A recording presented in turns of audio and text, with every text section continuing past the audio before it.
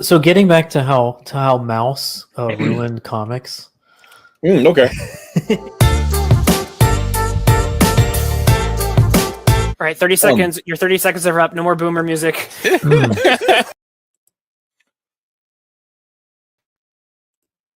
Ladies and gentlemen, there's probably nobody here, but that's okay. Guys, it's another day. It's another Wednesday. It's just myself here on the Mattriarchy so far. We shall see how it all shakes out. Because I'm super disorganized today. So, I am not prepared for much of anything. But I thought I'd jump on and just chat for a little bit. We have a little bit of dead air, though, since no one is, hey, someone is watching. Hello to someone. No complex show today. It's an easy, simple, just a chill stream. I'm going to get some art up. I'm going to work on drawing it. If people come on and want to talk or ask questions, that's perfectly fine. And I'm also going to talk about some of my friends and acquaintances who are doing some comics. I was hoping to have the whole mess of things all prepared ahead of time, but I don't. I chose to do some yard work instead. Working on my landscaping. So we'll see how that shakes out. Oh. So, just a second. I'm going to share the link up on Facebook and up on Twitter. And while we're all about that,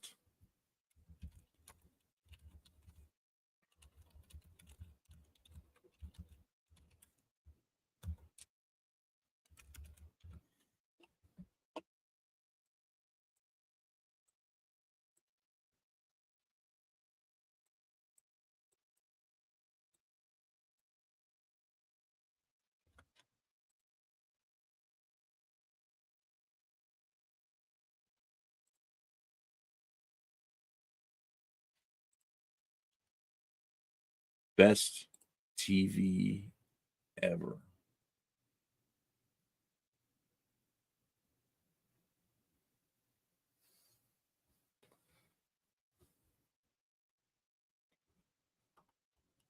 Okay.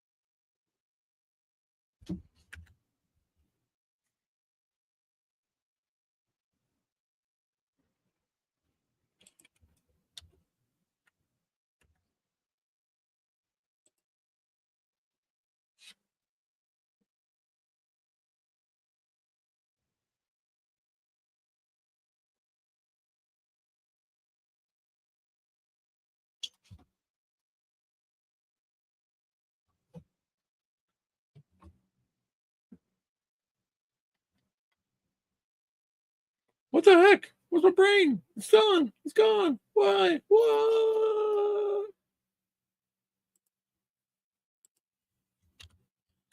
There we go.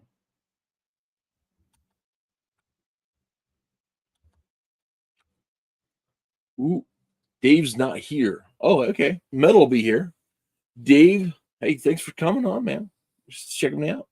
Not a lot going on today, though. I got to be honest. A little behind the game this week. Yeah, I don't know. I've been super distracted on IRL stuff. So, but yeah, I'm gonna be loading up. Just give me a second here. We are gonna share.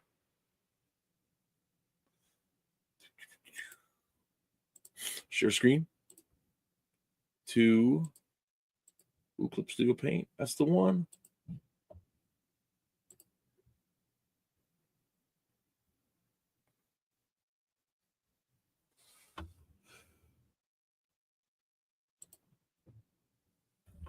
There we are.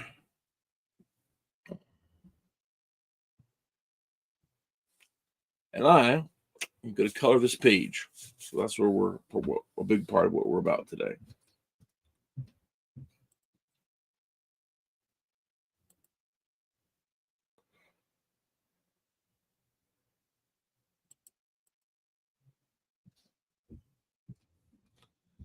Now let's see, panel 3.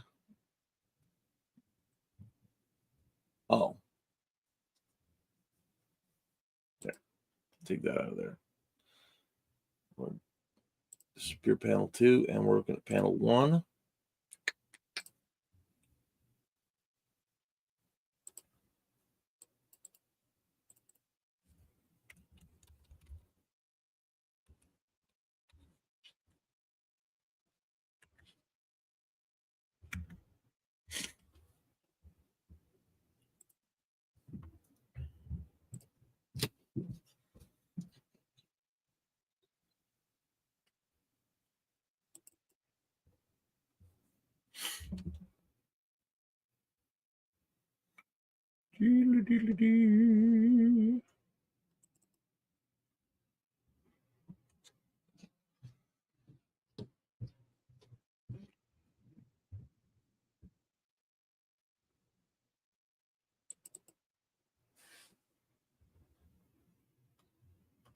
See, that's what I was thinking. Okay. Finishes. See, and these ones are okay. Is it inside of scans? Might be inside of scores.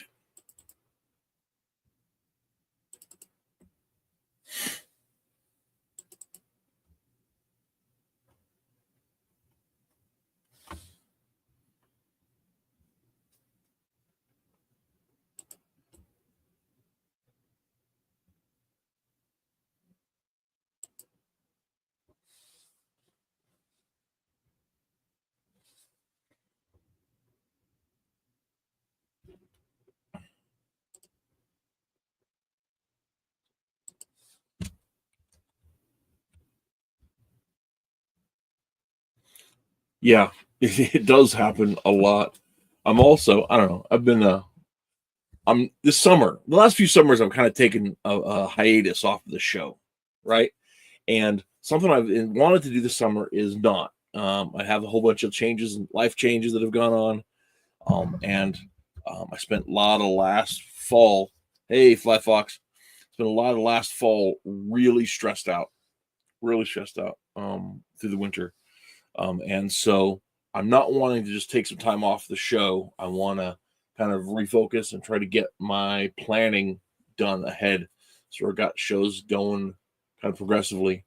But one of the difficulties in that is because I've taken a lot less time to do social media stuff. I basically check on YouTube and I'm not YouTube, on to Twitter and Facebook once, twice a week. I'm really not on it very often. I'm not following up with it. I'm not following with a lot of comments. And I like it that way. It's super relaxed. It's my preferred way of being at the minute. So with that, it's been I don't know, been kind of a weird situation because this is super strange.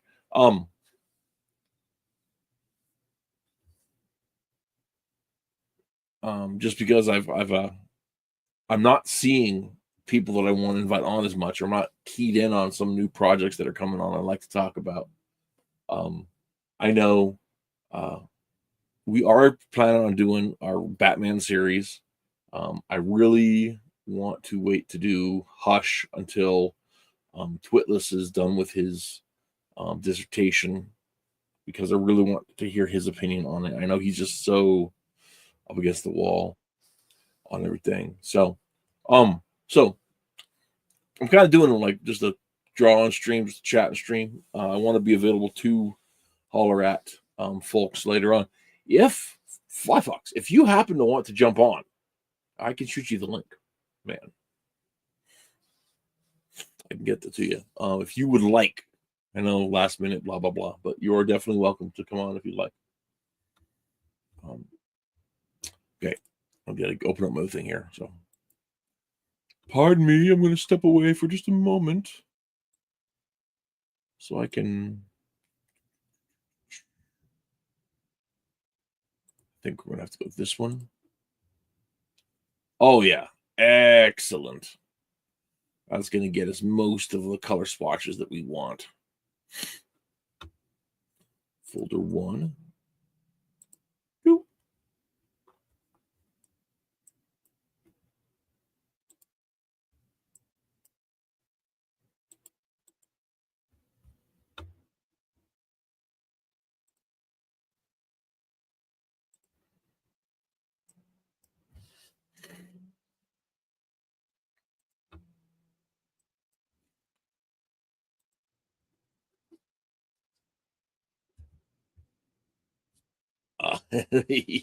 Sweet.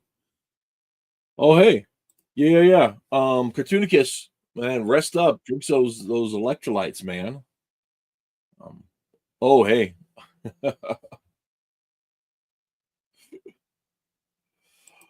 Fluffluck says Peter. That's Peter, the problematic person. His webtoon, which is one of my favorites. I love it. Should be out by the end of the summer. I have an entire week off vacation in a few weeks to format and letter. That's amazing. That's amazing. Yeah, I will. Let me shoot you the link here.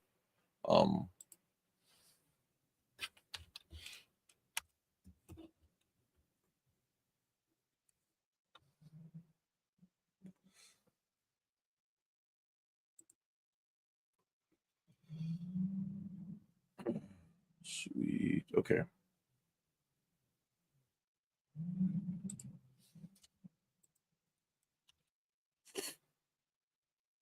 Nope, that wasn't it. I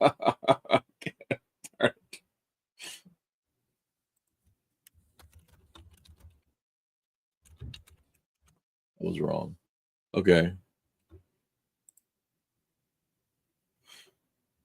Hey, look, I'm not verified yet. Okay. There we go. So messages. And I got to go back over here. And then I hit the right button. Invite guest. Boom. Copy. All right. Now we're going to flip back over here. Here we go. And it is waiting for you on Twitter, man.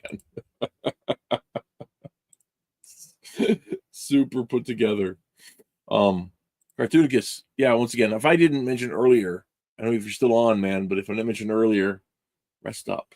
So I can't recall. I had two thoughts pop into my head at the same time. Never really certain about what goes on when that happens. Okay, so I have an unboxing to do live.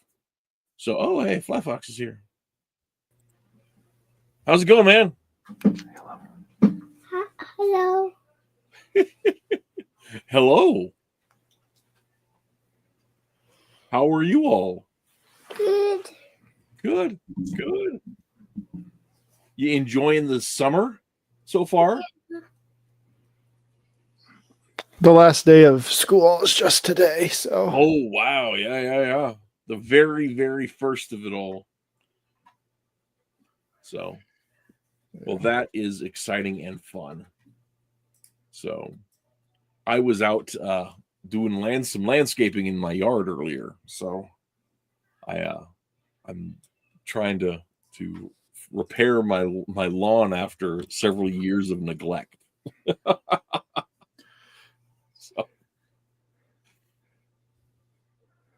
So anyway, I was just about to open up this package that I got. I ordered some comics from Maryland.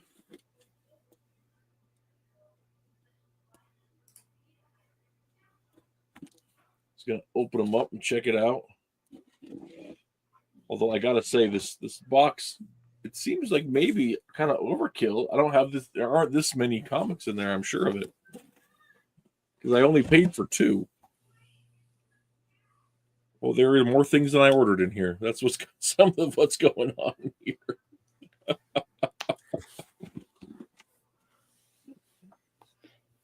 What do you think's in the box? Yep. So here is a little advert. One of the things I wanted to talk about today, anyway, campaign that's coming on. Oh, hey, the Metal has joined. Hello, Metal. Hello. How's it going? It is. Cool. Well, I am just opening up this package I got from Kappa Cafe Studios. Ordered some comics from our own Mrs. H. She sent along some things I was not expecting, like a trading card, which if anybody knows me knows I love trading cards. So that's pretty cool. And a keychain that says pew pew.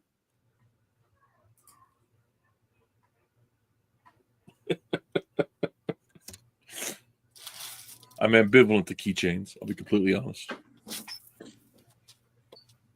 I like keychains, but I find that I only ever really need like one. Yeah.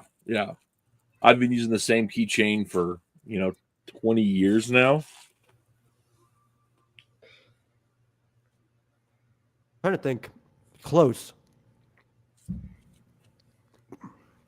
But not 20.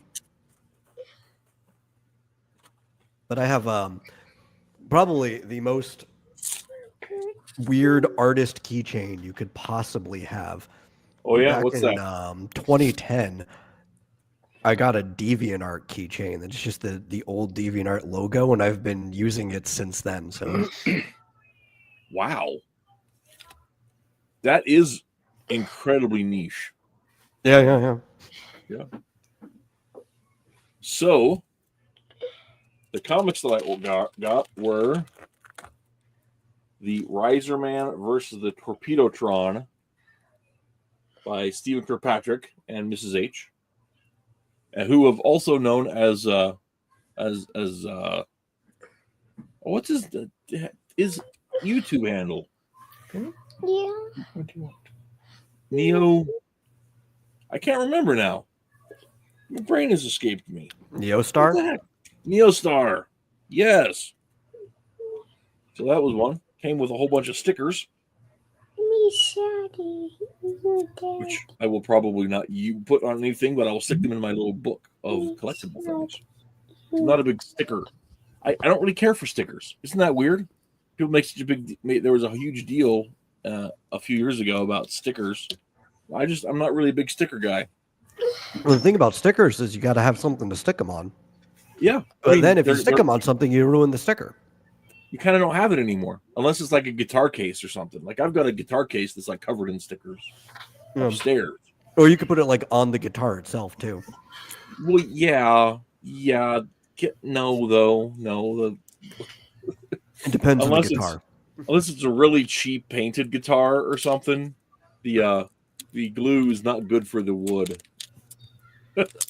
Well, that's why I said it depends on the guitar. Like I wouldn't slap it on, say, like an acoustic guitar. Yeah. But that's what I got. if you've got like a hard body electric guitar, stickers, especially vinyl stickers, are just fine on those. So on this one here, it's the Astroman ash can here, also drawn by Mrs. H, and came with another little keychain and a sticker. Once again, my bad mouth stickers, but I like the a lot of the art they put on stickers is cool. It's just one of those things that it'll sit inside of my. I've got a trading card book that's got different sizes of sleeves that I use for that sort of thing. Oh yeah, almost all my stickers are still on the original, like backing for them never Yeah. off. Yep. Well, They're more like collectible cutouts. Yeah. Even there's some. Oh, Hutch is here. Hello, Hutch. Hey, How's it going, man? that's going all fine. Whenever my alarm goes off, I'll have to go take the bread out of the oven. So That's fine. I'm just a little busy. We're really low key today. We're just chilling. I just Okay. opened up. I ordered some packages from some folks that I know up in Maryland. They came in the mail today. What's all the noise? I don't know. It's Fly Fox. I'm hearing some crackling. Maybe that's just me. I don't know. Sorry. No. I definitely heard something, but I Okay. wasn't sure what it was yet. I was Okay. about to investigate. I just hadn't gotten to it yet. It is probably child. Oh, okay. It could Indeed, it is. it couldn't be. Not that it could be, it's that it is. That's amazing. So what is it you're talking about now? I'm sorry. I was just like I said, just opening up the package and checking out stuff. Oh goodness sakes. So there are Stephen Kirkpatrick, who occasionally shows up in the chat as Neostar Productions. He used to be super regular, but his work shift changed, and he wasn't always around when I was on stream. So that kind of worked out. But he came up with this character for Riser Man. It's a tokusatsu inspired superhero. Years ago. I mean, gosh, I have been running into him online since 18. I want to say. Mm. He's been on the show a couple times talking about his dreams and his hits and misses of trying to get his character out there. And this other fellow who I have, Mr. X, who I have not met directly. Well, I mean, internet met, right? I mean, like, Yeah. I've not met any of you guys directly. Yeah. We should fix that someday. Anyhow, Should we go out there? You can go out there if you want. Yeah, go out there. also, this Astroman book is also another tokusatsu henshin hero inspired thing. And they're doing a crossover campaign that's going to be up in like the next month. And there's an ad for it. So I was like, oh, cool. I'll just look up the URL and we can go ahead and put it on the screen. But this ad does not have the URL. It has a QR code. Oh, And I can't read that. yeah. So it's mildly Yeah, less what are convenient you, a for- robot? It's mildly less convenient for what I was going to do when I saw that there was this advert in there. I meant to have the links Can already you- pulled up. Can you take a picture with your camera and then go to the URL that it takes you to, and then read what the URL is off the top of your browser and your phone?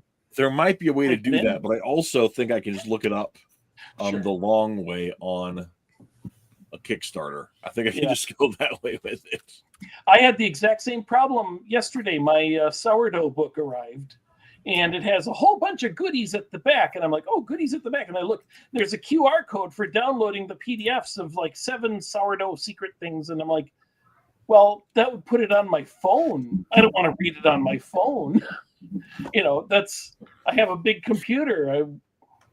The QR code is not perfect because it Yes. works for phones, which is great as long as you don't, it doesn't give you a big book to read on your phone, So Yeah, to make Anyway. it work on computers, you need a webcam, and then you need like additional apps to like force it to read your QR codes. Yeah, and I mean, and I've got some of that stuff that's here, but it's not easy to get to. Hence my desire to just if I could just have the URL here, I could just punch it in and tink. Look, we're professionals, but that's okay. It doesn't have to be necessarily easy. Oh, that's your timer. that's my bread. It took me so long I had to restart my computer to get OBS Studio back. Yeah, so yeah. I'll be back in a few minutes. That's fine. Sure. Like I said, we're taking her easy today, so oh, come on, brain. We're taking it so easy. I've lost all sense. I've lost all sense of reason, all sense of proportion. What are you up to today, Metal? Well, I just finished eating a ham sandwich, so there's that. So last weekend, I got the crazy urge to make a faux Cuban sandwiches, right? Well, and that's only partially correct, right? I was going to make I was originally intending to make proper Cuban sandwiches, but I couldn't get all the ingredients at the price point I wanted to. Right. So I had to settle for faux Cuban sandwiches, which I don't know if you guys know what a Cuban sandwich is, right? but a proper Cuban, it's ham and slow roast pork on like a ciabatta roll with mustard. I mean, I've had one before, but I don't eat them often enough to remember what's in them. Yeah. I'm a sandwich fan. I like sandwiches, you know. So, but I had there used to be, and I mean they still exist in places. There's this chain of restaurants started out in the Pacific Northwest called Sherry's. And we used to have a Sherry's here in Scotts Bluff, right? And Sherry's had their version of a Cuban sandwich that they sold like 20 years ago, like when my boys were babies or even before they were born. I can't remember. It all blends together for me because I'm old and losing my mind. But their version of the Cuban had coleslaw on it. And so I was like, okay, that's cool. We had some leftover coleslaw from Mother's Day that we were trying to use up. And so I'm like, we'll just go ahead and make some Cuban sandwiches. Well, I do some reading into them and find out that, okay, so that's not part of the traditional Cuban sandwich. Whatever. I'm looking to use up coleslaw. Right. So get out the griddles and we're frying up the ciabatta bread, toasting it up, and we're frying up the ham and can't get slow roast pork. So we ended up getting some Spam and frying up Spam on it. I love a fried Spam sandwich. Maybe that's just me, but I love it. So we had a fried ham and Spam and Swiss cheese, right? Topped with this coleslaw on the the pan toasted ciabatta rolls with mustard. Oh my goodness, I ate like 4 of them. It was delicious. So glad we did that. So did my going to get the bread just get you started talking about your favorite bread sandwich or something? I just ate a ham sandwich. Yeah, he ate a ham sandwich. So I'm talking about this variation on the ham sandwich. Okay. Well, see, I highly recommend. All the time I have the hankering to make a Monte Cristo until I remember that I have to deal with egg batter, and then I just go and make like a grilled ham and cheese sandwich instead. Yeah, that's true. But man, I haven't had a good Monte Cristo in a long time. And that's a really good sandwich too. Yeah. Okay, hey, Matt, I wanted to ask you a thing about. Oh, you might have had something you were going to talk about. I'm sorry. That's fine. I was just talking about sandwiches. What do you want to talk about? Well, StreamYard, I was wondering, are you able to, because we can share our desktop and stuff, right? Are you able to like share a YouTube video for us to watch? Like, say, the Superman trailer? Because I've not seen the new Superman trailer that debuted this weekend. You could have like a live reaction video of. Well, you can, in fact, share a web page, which the video could be in, and you could full screen the page. You theoretically can. No, it just depends on, like, because we're streaming to YouTube anyway, there are certain copyright things. Right. But I don't necessarily care because we don't make any money. So copyright claims are fine. You just don't want to get struck. Right. Yeah. And usually if you stop something and interrupt it and talk about it, that sort of like makes it transformative. Yeah. So also we're talking along, you've got the cubes along the side. It's smaller than the full thing. You know, it's like, it should be acceptable. I have not had a problem with trailers because we on Super Serial Showtime, we end up watching trailers quite often. Okay. It's only when somebody decides to bring up something like, I don't know, Marsupial will randomly remember a digital short from SNL and he wants to play. It's like, no, NBC is going to strike us if you play that every time. But trailers seem to be fairly open game overall. I'm sure there might be somebody who will, but they want you showing it to new people who may not have seen it and getting excited about it. Even if you rip it a new one. I could see Sony being really bad about that because they're Sony, but WB should be fine. Yeah. Which is what DC stuff is under. Who is drawing here? Fly Fox. Oh, that's Fly Fox. Okay. All right. Oh, I don't know where Matt went. Did he say anything about leaving? I don't know, but was that his dog that barked? Whose dog was it? Oh, is that okay? Maybe that's what it was. It was my dog. Oh, okay. Yeah. So a little while ago, my kid got home from my youngest got home from Fight Club, and and my dog, who'd been very chill, hanging out over here, he was insisted on coming down with me, and then he just sort of was sitting at my feet, and then he heard Taliesin's car drive up, and so he was like, "Oh, I got to go see him." Well, he was sitting patiently in the other room until he wasn't anymore. So, Now, how do you know that your kid was at Fight Club? Is he talking about it? You're not supposed to talk about it. I'd pay for it. Yeah, but you're not supposed to talk about Fight Club. Martial arts class, actually, specifically. Okay. Which one? He's a Bushidokan. Oh, okay, cool. Yep. He's an orange belt. So. My niece is in judo, and since Black I used to do Canary judo. is a world judo expert, I thought I should get her a Black Canary shirt for her birthday. If she wants it. Trying to lead her towards it. I don't know that she's. I mean, I'm surprised actually how much she likes superhero characters, given that she does not read comic books. But yeah, she likes. I mean, Well, that's the they've kind majority of the become world mainstream. today. Everybody Yeah. loves superheroes, but nobody likes comics. Yeah. But that's why. I don't know. I've always wanted to see a Superman movie that had crypto in it. And I'm so glad that there is one that's like in the same way that when they came out with the second Suicide Squad movie, I'm like, they're actually doing Starro the Conqueror in a movie. I never thought they would do that, Yeah. So Yeah. I as much as I dislike that movie, I don't dislike it for Starro. yeah. That was actually fairly interesting and compelling, and all the business. Yeah. But I haven't even, I've actually bought that on Blu-ray and I've never watched it. so I really should, but yeah, there's parts I like and there's parts that are just irritating, and it's kind of like the Peacekeeper show.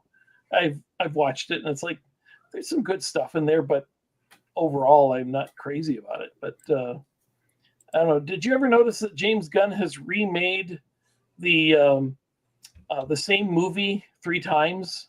I really dislike James Gunn, so I don't necessarily pay attention to his stuff.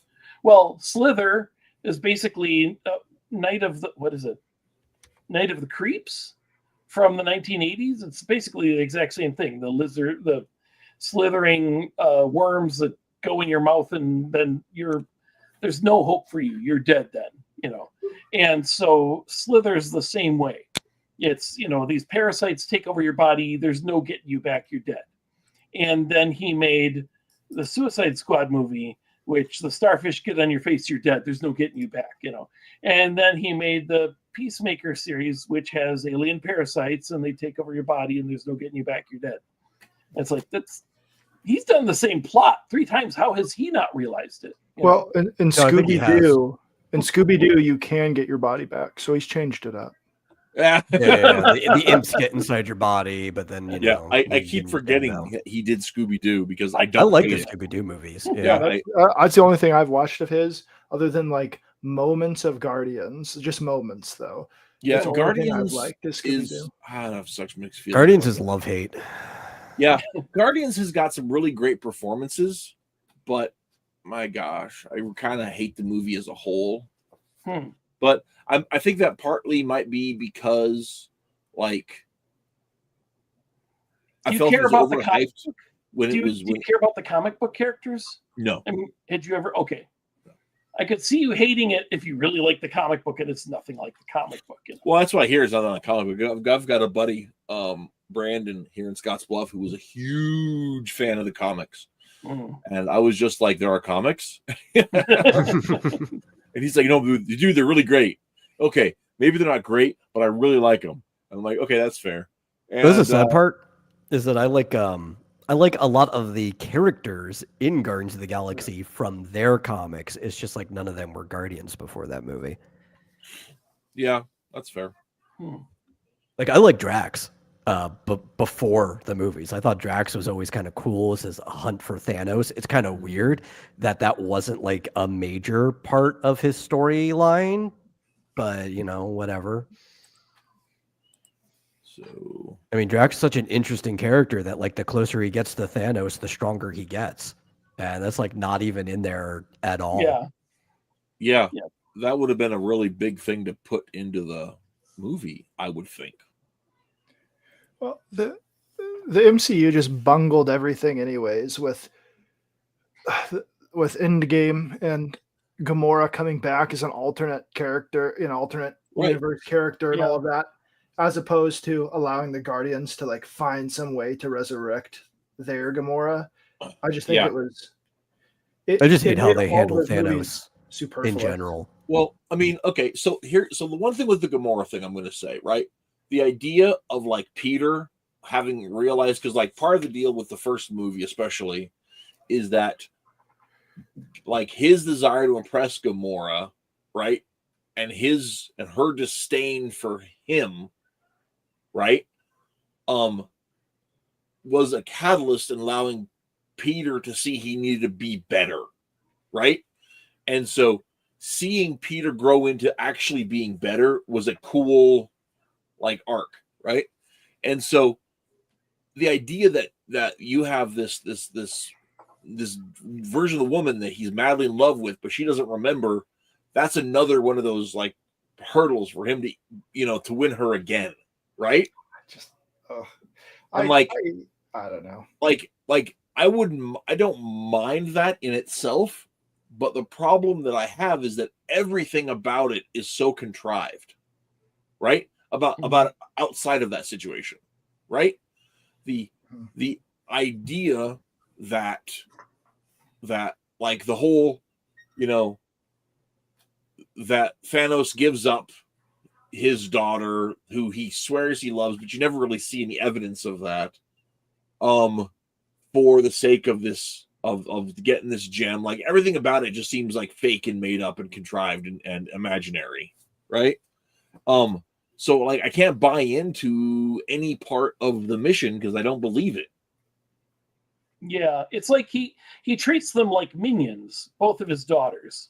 He treats them like minions, not like, oh, I love you so much. It's like he's never affectionate towards them. He's more like, I will sit here and you will go get me my weapons. Thank you. It's like, oh, he doesn't say thank you, but he just, he sends them out he dispatches them to do stuff. And yeah, it's like, and suddenly that it's ripping his heart out to kill Gamora. The thing to get the thing that he always wanted. I don't buy it. Yeah. Well, and then the other thing is like his whole goal to like, decrease. This is the last thing we say in Endgame. I'm just going to repeat this. I hate everything about Thanos in the movies. But his plan to reduce the population of the universe by 1/2, the population of Earth, as of 2019, when the movie came out, the population of Earth, 1/2 the Earth population in 2019 was 1972. That's all, right? Earth's population has doubled from the time like my cousins were born to the time of that movie. No, it's a plan that erases itself in a single generation. That's not enough of a difference to make a difference. Yeah, that is actually the point where Paul Ehrlich was saying we will be dying in overpopulation within the next decade or two. And everyone was wrong about everything with that, with the whole population bomb and the Malthusian nonsense. Well, I don't know because I don't have a sister because of that book. My dad was moved by that. A lot of people, no, he was. I mean, well, I know he always wanted to have a daughter, and he wouldn't have minded having 3 kids. But he heard about the population bomb. Even if he didn't read the book, it was everywhere. It was the talk. But the population doubled anyway, and it didn't affect anything. But people it may have doubled, but we still had much smaller families. It's almost tripled since then. Yeah. Yeah. So it's like individuals in the West have had smaller families. Individuals in the rest of the world haven't. Right. And so it didn't make a difference. No. It's okay. The rest of the world is slowly catching up. Well, we aren't as overpopulated as we would have been if You know, I'm just saying. My Well, the family thing was is, problem here's the amongst thing, poor right? in From America an is ecological, obesity. I don't think it's a problem. from an ecological standpoint, there's no such thing as overpopulation. It's a temporary thing that resolves itself as things reach some type of ecological homeostasis, right? You can only be temporarily overpopulated. And even for the most part, underpopulation doesn't exist until you hit that point of no return. Yeah. Yeah. And that's So- fair. For you Marvel people that have actually read more than like 2 Marvel comics in your day, like me, what metals, and specifically since you said something, how is Thanos different In every way? He's like, they took he's a skin suit. They took a character that already existed, they hollowed him out, and they put the character they wanted to write in there instead. Thanos in the comics is absolutely nothing like the one you get in the movie. One, he's a big simp, like a super simp for death. He's 100% itself. doing it to impress a chick.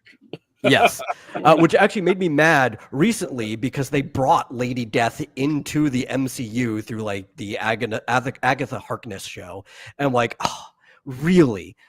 You were holding off this whole time because of China, but now you finally bring it in, which lampooned all of Thanos' storyline. But yeah, Thanos is obsessed with death, like the embodiment, the incarnation of death herself. He is rightfully named the Mad Titan. He's not doing it for any moralistic reason. He's absolutely just wiping out half the universe, because if he wipes out everybody, then future people can't die. So you can't do that and impress death, right? You still need there to be people to die in the future, but a big like genocide of almost everyone, that should impress death. It doesn't, by the way. There's absolutely nothing he could do to ever actually impress death, especially because she likes Deadpool more than him anyway. But super simp, but it works because like you understand that type of motivation. It's like, you know, Macbeth, Lancelot. There's a lot of people who just do like really awful things because there's a woman in Lancelot's case, a woman he can't have. In Macbeth, he already has the woman. But yeah, well, Thanos is like, there's a woman he can't have. He wants her, and he is willing to flip over the entire universe for this woman. And here's why, in my male chauvinist perspective, why that's such a super compelling like story element, right? Yeah. Is because men invented civilization, art, science, guns, painting, sculpture to impress chicks, right? And they'll undo it to impress them too. Yeah. Right? And we do it. We do. That's like one of the few lines of brilliance that ever came out of a character of what's his name? Robin Williams in Dead Poets Society, right? Right. Why do we do this? For women. Because this impresses women. Yep. and so like when you're like, and so men can strive to become the best version of themselves to impress a chick, right? But men will also be the worst version of themselves to impress like the really gross scabby girls. So, are we going to watch the trailer now? How different was Adam Warlock before we do that? How different was Adam Warlock? I mean, I haven't seen the third Guardians movie, just clips. Pretty different. I mean, he's the problem is you're dealing with basically newborn Adam Warlock. But Adam Warlock was kind of always charming. Like he's always had that part to him. So that was kind of taken out of the character just to make him like insufferable. This like borderline autistic robot of a newborn that didn't understand anything about the world. The other thing too is they reversed the order because Warlock came first and Aisha came out of Warlock, like an Adam and Eve situation, but they made it to where he came out of her. Yeah, you can't have that. Ugh. That's not So, allowed. Yeah, I like the first Guardians movies, and the third one, I have a lot of problems with it. So anyway, let's watch this. Matt, you're on mute. I said I didn't see the third one. By the time that one rolled around, I was so over it all that I just. I was dragged to the theaters, so you know I probably would have been with you if I wasn't. Well, I haven't seen a single superhero movie since Endgame. I just don't care. Okay, let's see this. Yeah. I did see. Anyway, it's fine. We'll talk later. Also, first of all, I want to point out they have the DC Bullet. Look at that. Yeah, The classic Bullet. they do. I do like it. Yeah. That's Yeah. I cannot tell you how much I love that bullet. Better Okay. than the page fold thing. Oh, then all of them. Then the spin. It looked Come on, so okay. bad. It looked like something somebody makes in like their first year of graphic design. Yeah, Page turn. like, It looked so not bad. even- Like a generic thing from like one of those generic logos when you create a football team in Madden or something that like doesn't look like any team Yeah. would ever have it because Yeah. it's so generic looking. That's what This is iconic. Oh, yeah, yeah. absolutely. the Absolutely. best Well, one, the thing by about far. the thing about the fold that I cannot get over or ever forgive, is that it's not just generic like first year graphic design. Like I took a graphic design course as a journalism major, and we had just super simple, like, drop and paste kind of stuff. That's something I would have done and thought was really clever at 18, Yeah. right? As somebody who's not an artist or not. It's like a Photoshop preset to do the curl. Yeah. Oh yes, And- that's exactly right.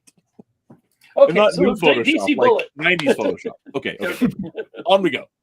Yeah. Do we have to stop and interrupt Are you this being- a few times? Do you think? I think we have to do it a few times. I don't Okay. know. That's Okay. fine. Here's Make my a big comment. problem with this trailer already. You're showing the skyline of Metropolis, but no Daily Planet building. It's terrible. I mean, why would you? Maybe it'll the pan over. bigness. Maybe Big- it'll I don't pan like the over to Daily skyline, Planet building. Let's Yeah. find It out. looks muddy. It's not. I don't know. Well, It's let's supposed find to be a out. city of Well, tomorrow. maybe in a second it scrolls over and there it is. I haven't seen this. I don't know. So go ahead. We're 4 seconds in, guys. Come on. Serious right now? Yeah. You'd let me interview you as Superman. Sure.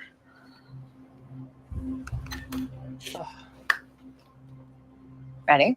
Let's do it, Cronkite. Superman. Miss Lane. Recently, you've come under a lot of fire for I what know, some it's a might. lot of fire, It's but- a lot. Today, the secretary. Okay. Why would you even show a guy throwing a rock at his head? I mean, obviously. It's a can of food. Okay. Is it a can of food? Oh. I just, Oh, it is a can of Yeah. food. Right. Yeah. Soup for my family. That's Oh, what people my say that if you're asked why you have that, you say, I have soup for my family. Yeah, is it Superman? Yeah. It's Superman. It's what I- Donald Trump said that people would say. They had caught that people were saying, just take a can of soup. That's something you can have, and it's not a weapon. You just say, "This is soup for my family," and There you go. they do. Yeah. Yeah, you're right there. Okay. Why Okay. is it that seemingly now they cannot make a Superman movie where he's not at odds with the public? Like that just I cannot Most express how much beloved I detest superhero that. Yeah. Ever. Well, It's the cheapest drama for Superman. Like, might as well just Well, have I an mean- ending where he gets exposed to kryptonite and I have to ask, did he go through an Earl Scheib paint job? I mean, the blue is streaked onto his cape. It's covering over it. It's like he's been spray painted. yeah, I do wish that this scene came with a little more context to know why is he covered in schmutz. Yeah. I'm guessing I mean, some sort of was he building coming in collapse and did or he something. accidentally Yeah. plow through a pile of Smurfs on his way into Metropolis? I hate All I right, hate that so Jim far- Lee S too. That Jim Lee S. This is never going to please me, but Yeah. but the fact that they No, do I the already hate the tiniest little costume. details that absolutely piss me off. Just It was I okay, dislike guys. this mess. Look, Yeah. I don't want to just interrupt the trailer on here, but I got to know who else is on board with one of DC's great foibles or fumbles, I should say, is letting Jim Lee redesign all the character designs. Oh, in for his sure. movie, Absolutely. Mhm. Right? just makes no sense. Jim Lee's never made a good design.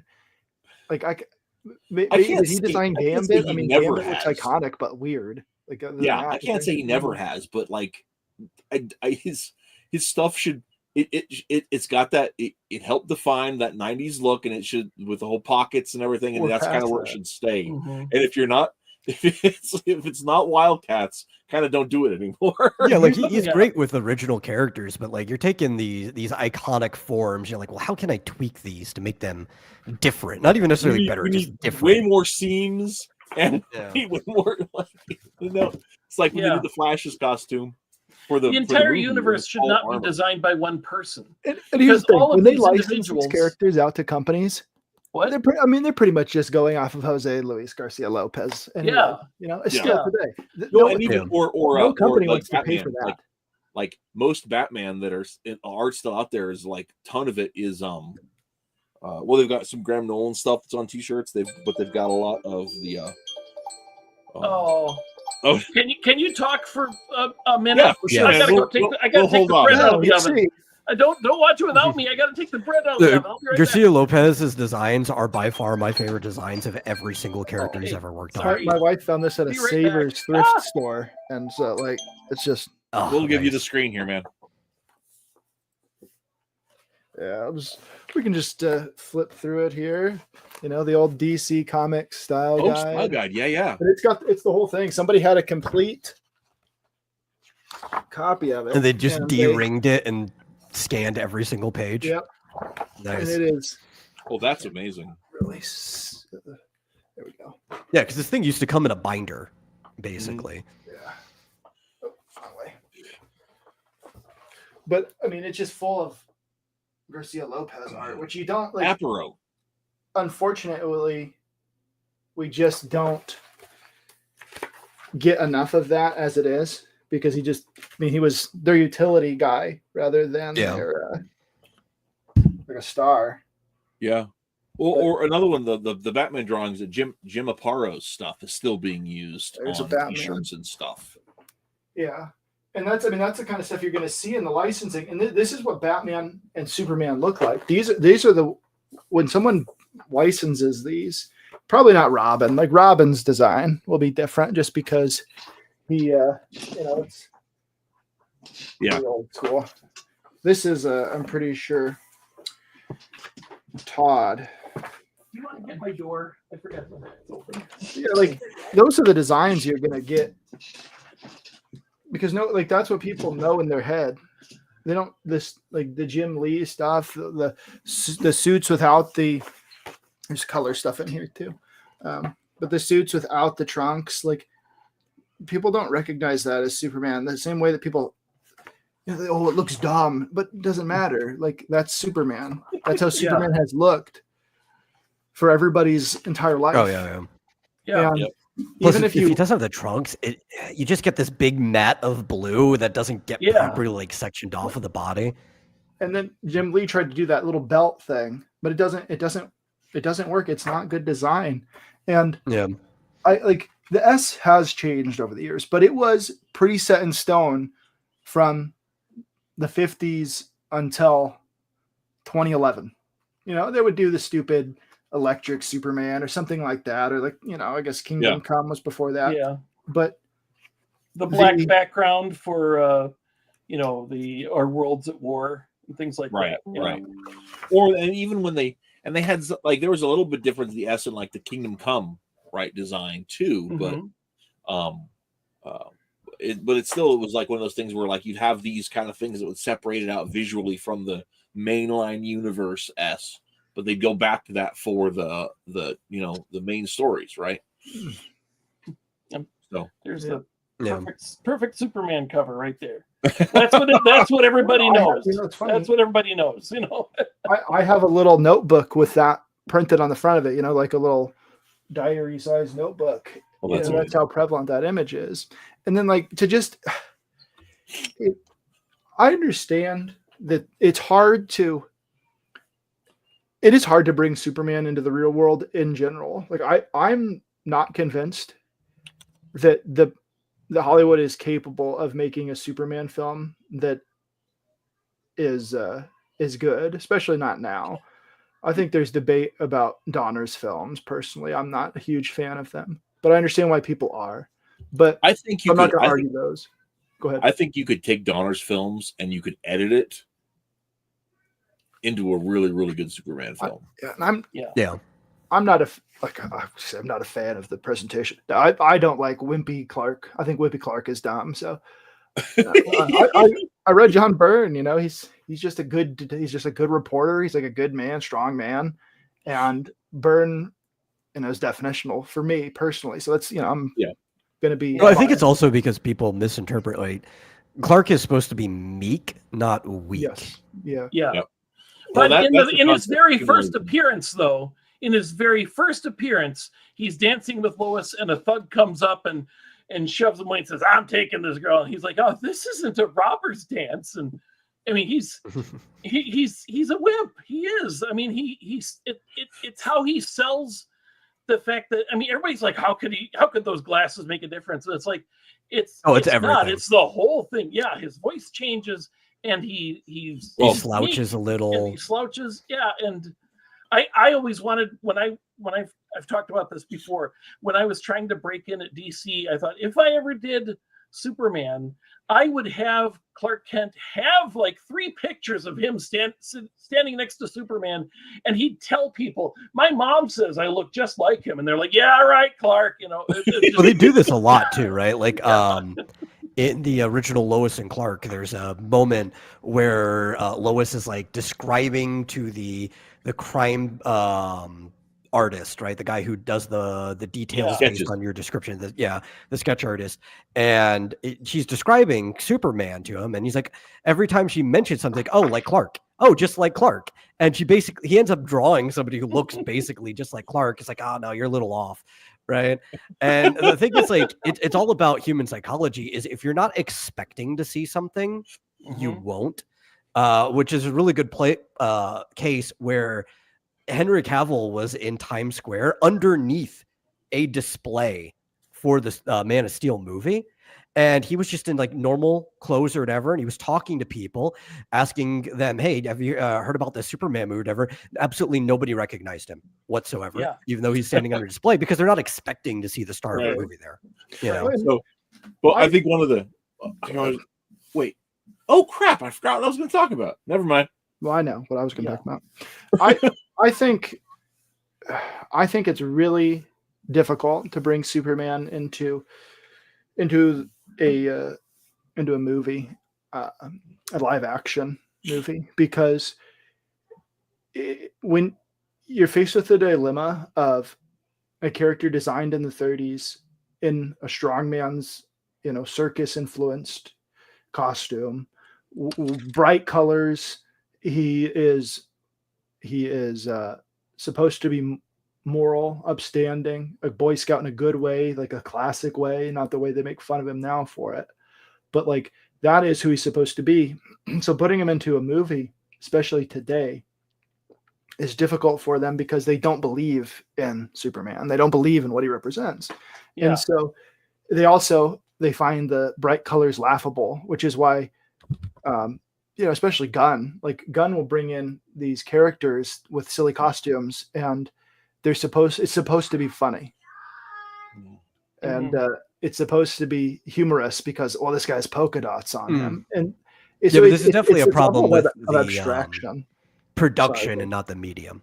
Yeah. Well, and the thing about it being funny though is, I mean, I'm not saying Superman is the place to do this either, but you know, we had a conversation about a month ago on why are there so many like self-effacing characters in the history of superhero comics? Like those always exist within the genre. And I think the existence of those characters gives somebody like Gunn the license to say, okay, well, we're just going to make a lark out of it. Right. And I'm not saying he's going to do that with this movie. Who knows? I don't know. We're only 30 seconds into a 3-minute trailer. So who knows? You want to back it up like 5 seconds and go once Flyfox Pro gets back. Yeah. So one of the last thing I want to say on the subject though is I remember what I was going to say is you were talking about the idea of Clark carrying his voice and his body differently as Superman and as Clark. In the scene we saw at the beginning of the thing where he's talking to Lois, I can interview with Superman. At first he's like goofing off and being silly, and then when he starts talking, the actor actually drops his voice down. He leans forward, he postures his shoulders up. Well, and here's the thing about this that I want to point out. What the actor does to play Superman is he puts on the dad voice. Yeah. Oh, We get that this- good scene in I think what's it, the second Superman or whatever, when they're at Niagara Falls, right? And Lois goes to the other room to change, and for like a second he kind of fixes his posture and gets up, and he's about to like confront her. He's like, I'm actually Superman, and then he chickens out. I think Yeah. it was the second movie. That's yeah. the first movie. Oh, it was That's the first one. movie. Okay. Yeah, that's what happens. It's been a when long time since I've he watched shows any up. of them. Yeah, after Superman takes her flying and she comes back, she's all in a tizzy, and then he appears at the door and says, we were having a date, and she's like, oh yeah, right, and she walks away, and he takes his glasses off for a second. Yeah, that part. Okay. I think I was mixing two scenes together in my head. Right. Mhm. Yeah. Okay. I've always thought that Lois, Mary Jane, any love interest should fall in love with not the costume, but Yeah. but like Lois should fall in love with Clark, and I think that's one of my issues with Wimpy Clark. I can deal with bumbling Clark. Like I think I'm not a huge fan of All Star Superman, but I didn't mind that, like kind of disheveled looking, but like not necessarily like the fainting scene in Superman, the Donner film. It's just like, oh my word, I can't take it. And I think my with the Superman films, like going into live action, it's just an abstraction because Superman is a comic book character. He's not realistic at all. He's not. He's meant to be righteous and good and like drawn in this world of light. And so that's not what Hollywood wants to do. And it's rarely what they've ever been able to do, anyways, especially in the last 40 years. But when you take this works the same for fantasy films. Like, why don't fantasy films outside of like the dark 80s ones, why haven't they been successful? We have adaptions of books, but otherwise there's not a lot of fantasy movies that happen. And I think it's like this level of abstraction, like our ability to suspend our disbelief and not find it comical. And so what they're doing is are you putting saying you didn't comedy in like it. Hawk the Slayer, Flyfox? What's that? Are you saying you didn't like Hawk the Slayer? Well, no, I like it. 80s dark, Lady Hawk and there's Labra. There's a lot of good 80s. Legend is even okay. But the point is, like those ones, because they were dark themed, they weren't adaptions of of books or anything. But like with that level of abstraction, the people who are making them, like the Lord of the Rings was a fluke. Harry Potter is different because it's for children, but when Hollywood gets a hold of this, especially if it's not someone that actually cares about the material and not in the way that a Hollywood exec says, oh, I love these books, but like actually cares about the material, they'll add all this unnecessary humor in it. We saw it with The Hobbit. Like Jackson didn't want to make them. They're awful. They're terrible, and I think that happens with Superman. Like Superman in cartoon form, in Superman the animated series, works fine. There's great stuff in that. It like there's pathos, there's drama. Like, when what is it? The Turpin character, Terrible Turpin. Yeah. When that happens, when he dies, that I remember watching that as I was probably when that came out, like 12, 13, something like that, and it got me. It was, but that you're able to believe. I was 30 and it got me. It's a cartoon, like it works because it's similar enough to a comic book being animated, but then when you take it away from that, especially when you get somebody like Gunn, who's a postmodern, he wants to, he doesn't infuse the comedy and make fun of it just enough to where like, oh, okay, well then I can distance myself from this. Well, and the other side of it too, and not on Gunn's use of humor, but on the scope and scale of the movies that he tends to do, right? Where they're either super dark or they're these like massive set pieces, right? Like in Suicide Squad, it's a whole island, and there are thousands of people that live on this island. They're all impacted, right? And so the deaths and all seem to have, like, he's trying to give them weight to the mass number of starfish zombies that are created, right? One of the things that I think works for comic books, works for the animated series, is that a lot of the things that happen there happen in isolation, right? So, Superman's adventures, they're part of everyday metropolitan lives there. But it doesn't imagine, you can still imagine that their lives go on as normal when there's not an alien invasion or there's not a supervillain attack or whatever else. It's just most people are having normal, going to work, paying the bills, birthday parties, and all that. Yeah, and they expect maybe something out of the blue is going to happen maybe once a week. Right. But it's not a life-ending, typically a life-ending thing. And then, of course, it's like a bank robbery or something like that. Or, right. And so it's a lower stakes thing. That's the beauty of like Lois and Clark or animated Superman is you don't have to have a movie level plot.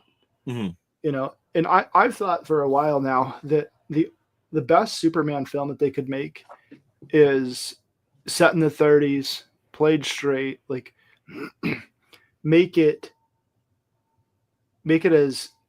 as old school as possible in terms of like, hey, we just have a reporter trying to like, you don't have to have the huge giant set pieces. You can build up to that stuff, but they want it right away. They want like the huge destroying, monsters destroying buildings and stuff. And it's like, well, we've already seen that. Yeah. And stripping it back might actually work better than like how many heroes are in big giant things are going to happen in this trailer. I mean, I don't know. Let's find out. Okay. I got it back on track there. We're 30 seconds in, so let's keep going. Okay. Today, the Secretary of Defense said he was going to look into your actions. That's funny. My actions? I stopped a war. Maybe. Neocons. Not maybe. I did. In effect, you illegally entered a country. This is how you're going to be? I'm not the one being interviewed, Superman. Did you consult with the president? No. You seemingly acting as a representative of I the wasn't United States representing anybody except for me and doing good. I would question myself in the same situation.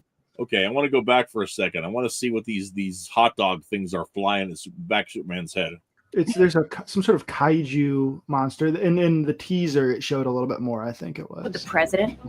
Okay, Is Lex Luthor the president in this? I don't know. I don't think so. Okay. Seemingly acting as a representative of I the wasn't United States. representing anybody except for me and doing good. So it's a pier, and they appear to it's on a pier, near a pier, and a kaiju I think is coming out of the water, and these are like are those oxygen tanks? There's some sort of gas. Yeah. Like Okay. gas. I just wanted to think because when I saw it in slow motion, they looked like they were hot dogs that were giant hot dogs that were flopping around, and I was really I was confused. I would question I like myself in the that. same situation and consider that little scene.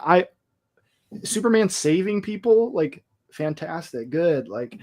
But then I don't think we need the cheap drama of like, oh, he's got conflict with the government. Like, no one wants Superman. There's plenty of superheroes you can pick that have conflict with the government. Like you don't need to make Superman in the same position as everybody else just for cheap drama. Like put stakes in it that like matter to him.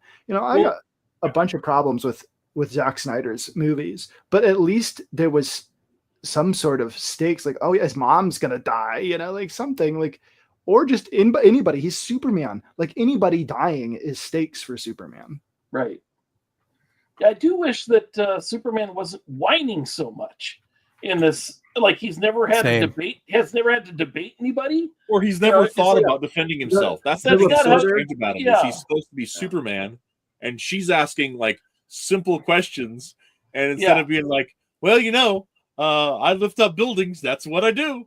He's like, wait, aren't you like a reporter for your day job? Like, don't you know what kind of questions? Isn't it constantly in your head that this is your job? That if you were in the position of asking yourself questions, these are the same questions you'd have to answer? Yeah. If we he should have ready answers for all of this stuff because like he's already thought it through. About that he's working internationally. This is one of my pet peeves, right? I don't know when it happened, but at some point, every superhero is stupid, right? Yeah. Like he sounds like a kid. And it's Sounds like, like one of these kids who doesn't know what century we fought the World War II. You know? Yeah. And like, I mean, I first noticed it with Batman, right? Because that was like, that's my thing. You have all these things where suddenly Batman's a moron, right? And even in the comics, like he's easily bamboozled by stuff that like the world's greatest detective should have figured out already, right? But for the love of Pete, I can't stand stupid superheroes. They don't have to know everything, but they have to be, you know, smarter than a fifth grader. If we think about the mythos of Superman, like Clark is supposed to be, he's supposed to be rivaling Lois, who's like probably the greatest reporter, you know, like she's the top, like everyone's disrespectful, but he's rivaling her, like getting things. And it's not just because he can get there faster or something. No, it's because he's a good reporter. He follows up clues. He's chasing leads. He's doing all of these things that are good. He's good at his job. But then you also have like, he does have to put on this performance of like, I have all of this power and I'm restraining it and acting like a normal human being. I'm going to operate. I'm not going to go and you know, dominate the the racetrack, you know, with my speed. I'm not going to do all of these things to use his power for personal gain, right? Like, so this is the kind of guy he is. And then you have him sit down with somebody who he loves, and it's like, that's like, I get that the dramatic thing they're going for, but it's not Superman. Like, it's not Clark. Clark wouldn't, like, but we don't know. I mean, the context. Okay, this is a perfect chance for me to get this off my chest. I hate this. They relaunched Superman and they did the same thing wrong. They have Lois know right from the start that he's Superman. I love the dance of trying to convince her, you know, oh my gosh, somebody must have had peanuts and my allergies. I gotta go. And then he comes back. You know, and that's the kind of fun. That's the kind of fun they're excising for making fun of. Like, this is like that. Nobody that's wants one to of have the things a secret identity anymore. It's like, oh, we're so tired of doing that. So just stop doing it. You could have a series of movies with them falling in love, like the romance, but you just take that away to put in Mr. Terrific and Green Lantern and all of this other stuff. It's like, and so here's part of the thing that I was going to get to, right? Like, you go back to the Fleischer cartoons and back to the Georgia Reeves Superman and even the radio show, right? That kept those things in place. And so you'd have situations where, you know, Lois and Clark are both after the same story. And sometimes Lois got the story in first, and sometimes Clark got the story in first. And then Clark could look at the camera and been like, maybe next time, right? And like, is that cheesy? Yes. Do 6-year-olds think it's the funniest thing they've ever seen? Yes. Do grown-ups think that's still pretty funny? Yes. Why? Because it's the dance, man. Well, I think I know the problem. And a part of it does comes down to suspension of disbelief. But another, it's like an attitude issue, right? So I think it's lack of imagination where you see these people, and I've heard this said by people a lot, where it's like, I don't believe that Lois Lane is the best reporter on the planet and she can't quickly figure out that Superman and Clark are the same person. Now, that's a horrible attitude that sadly a lot of people have. So they just try to like skip past that anyway, because they can't imagine the whole cat and mouse on where he could be trying to make it even harder to not figure out. But but like I said, he should be like, it's not that she can't figure it out, because I mean, so many comics, hundreds of comics were all about, I'm going to prove that he's Superman, because she is suspecting it. She's been suspecting it for so long. And it's like, I think he's always gone and Superman shows up. I think they are the same person. And then he throws something at her that it's like, oh, wait a minute. Like, he has a picture on his desk of him standing next to him and they don't look exactly alike. And it's actually something he set up with the Martian Manhunter or whatever, you know. I was literally about to say, well, there are shapeshifters. Yeah. Maybe you guys know. Well, and even in movies, it's like they haven't even watched the movies where people do this, where like she'll literally throw herself out a window to try to prove that he's Superman. Right. Yeah. So maybe you guys know about specifically where it's at, because you're more knowledgeable about these kinds of things than me, but isn't there a scene in some Batman comic book or something where it's the question is basically asked of Commissioner Gordon and Perry White, like, shouldn't you know? And they're basically like, I don't know, Sergeant Schultz from Hogan's like, no, I see nothing. I don't want to know. Like that these people could, like, especially those guys, like, could find these things out, but they kind of see it as like, I'm sure it's their advantage. Yeah. No. One of the best things in Suicide Squad was when Amanda Waller faces off against Batman. She says, let's find out what the government could find out about Batman if it ever tried. It's like, we're not trying to find out everything about you. We're not putting the thing about all of our forces on, maybe following the track of these giant tank wheels to see what part of town it goes off to. That's the kind of thing about DC. Like, obviously you guys know more than me, but like in DC, the government is not trying to find out these super, like, that's not even, it's not, this isn't like, oh, J. Jonah Jameson going after Spider-Man. Like Marvel's, it's different. It's built on a different set of principles, basically. And that is what that's what people don't seem to get, is when they try to do these things, like, but it's every time they do something like this, it's what is it, that was that fighting game that Smiller did the comic for, like, it's all of those things. Injustice. Evil Superman. Injustice. Yes, thank you. Yeah. Like, it's like, God, like, stop. Yeah, and there's certain things that are reasonable, right? Like, you can even have, like, maybe one guy in the back of the Pentagon who's got, like, his flow chart of, like, I've been tracking every appearance of this character, right? Like, that makes sense. But even then, they may not even care about the secret identity, or even assume that some of them have them. They would just be tracking their appearances, because that would be responsible for the government and defense force to be tracking their appearances. Chase. That's what made this book so different. Is it was about an agency that was tracking heroes, right?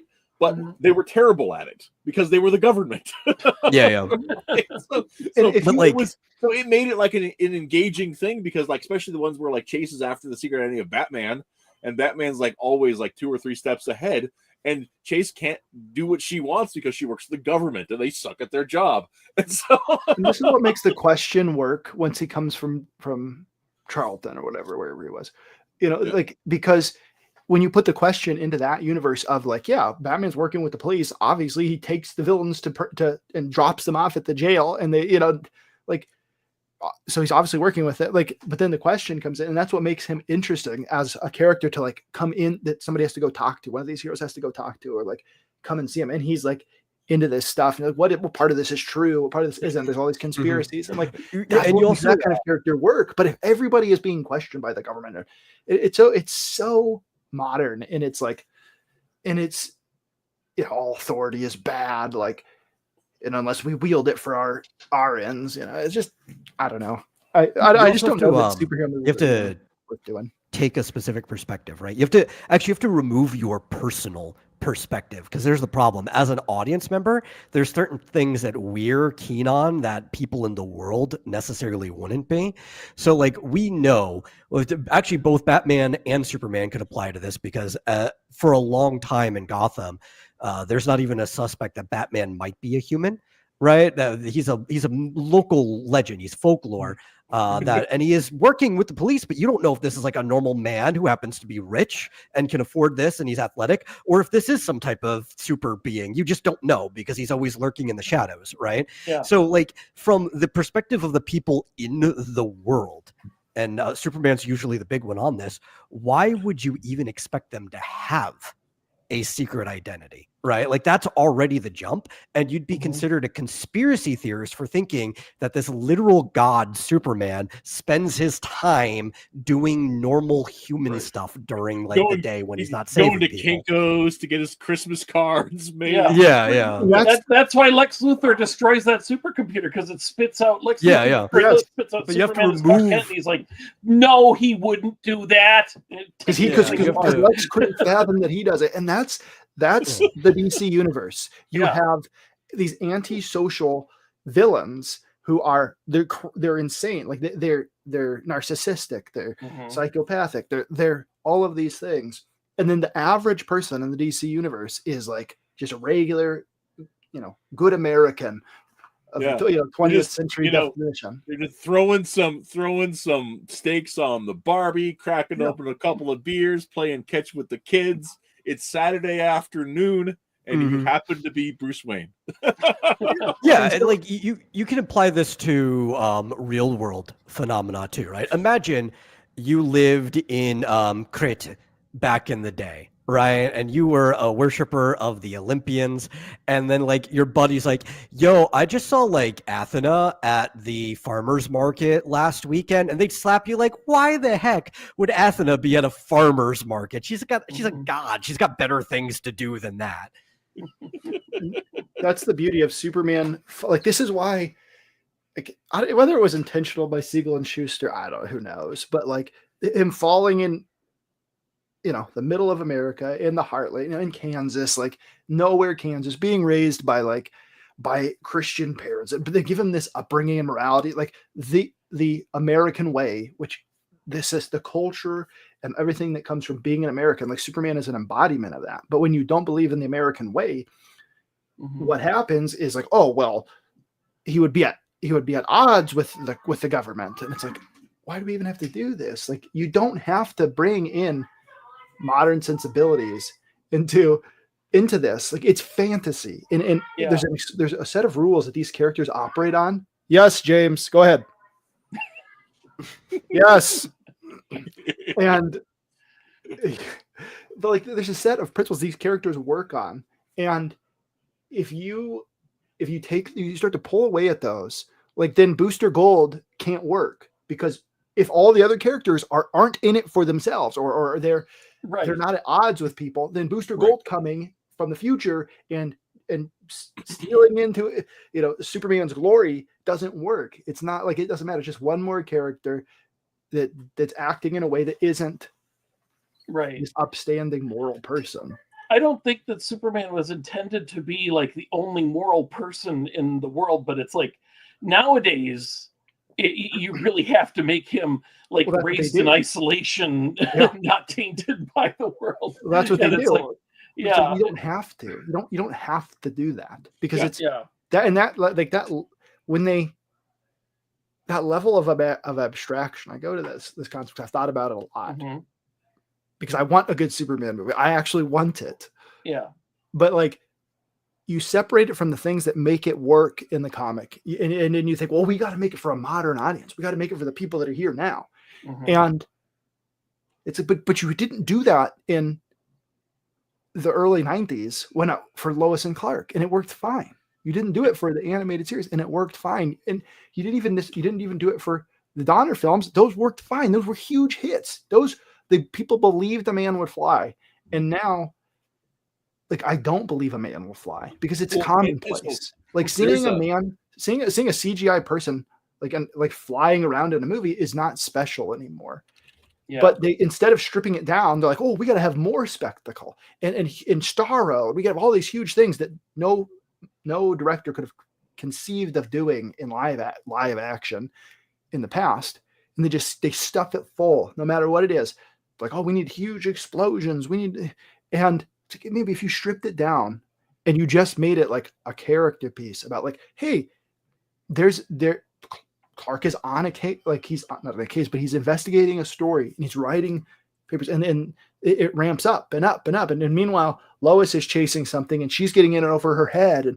And what do I pursue this? Do I go over there? Like, those are the kinds of stakes that work in any kind of story, but they don't do them. It's like, oh, got to be huge. It's got to be massive, because it's not enough.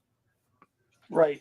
It's why Batman really should be a TV show, because every time they try to make it a movie, then it's got to be like a threat to the earth. Mr. Freeze trying to destroy everything. And it's like, I would love to just watch a story of Batman going after a guy who's trying to rob a bank and chase, and he's robbed 3 banks successfully, and Batman's trying to stop him, and whether it's whoever it is, whether it's the Penguin or whomever, I would find that far more interesting than something that has to spiral into a grand finale, Yeah, you know, like the 1 hour drama would be really good for Batman, where you just like the Yeah. whole case is just in that hour, and then you move on to the next one.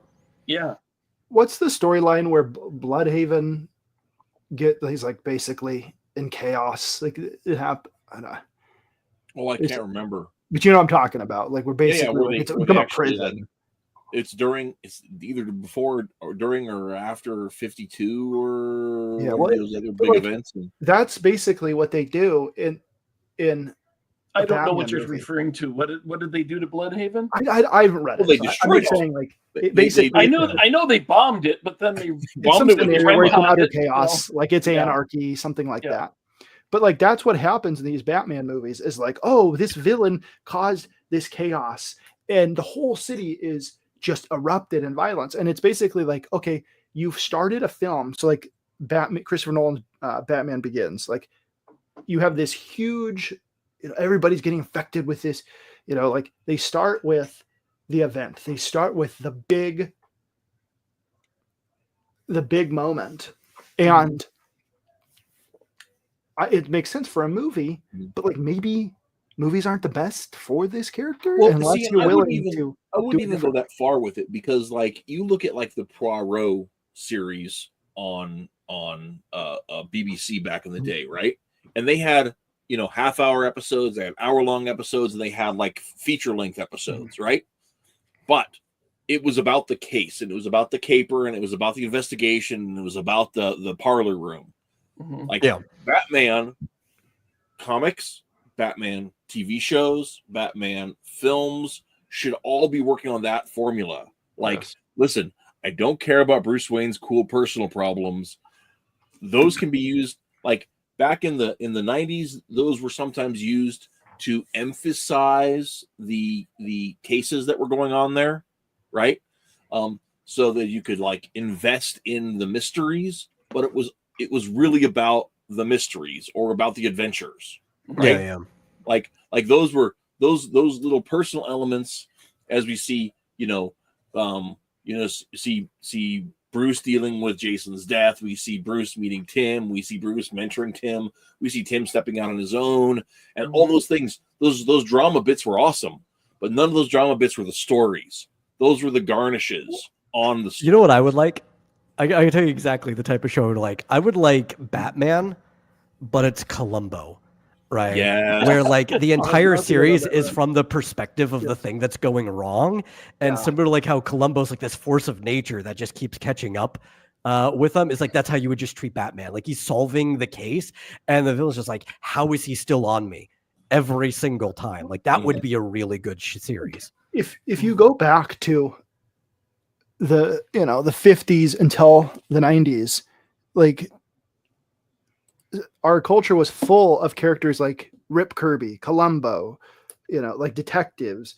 You have just scores of them, be it on television, in the newspaper, and Batman is Rip Kirby if he also fought costumed superheroes. Like Rip Kirby goes all over the world investigating these mysteries and saving people and doing all this stuff. He just doesn't dress up as a costume to do it. And that's like that. It's not like there's not a formula that these things were built on, but like now they don't believe in the like everyday kind of person. Like they don't believe in a Columbo. Like if they made, maybe they are making Columbo. I have no idea. It'd be awful if they did. I know they made Hawaii 5-0 and all this other stuff. Columbo is already the most garbage. perfect show to ever be on TV. They don't ever need to touch it. No. Yeah. But no, I mean, and so was MacGyver, and they remade MacGyver. Yeah. But they don't, it's nothing like, it's not what you liked about the original, because that's silly. Like they believed in good and in righteousness back then. And one guy can't know all that stuff, and I'm like, hi.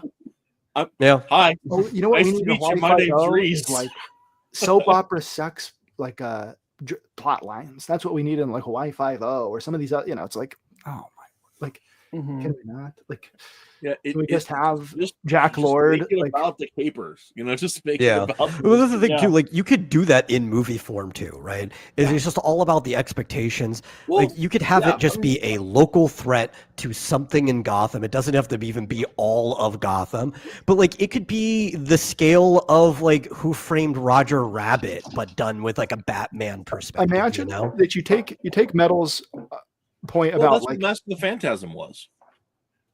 I love Mask that. of the Phantasm was a small, tiny little story. Yeah. Yeah. I have That's to my tell favorite piece of Batman media.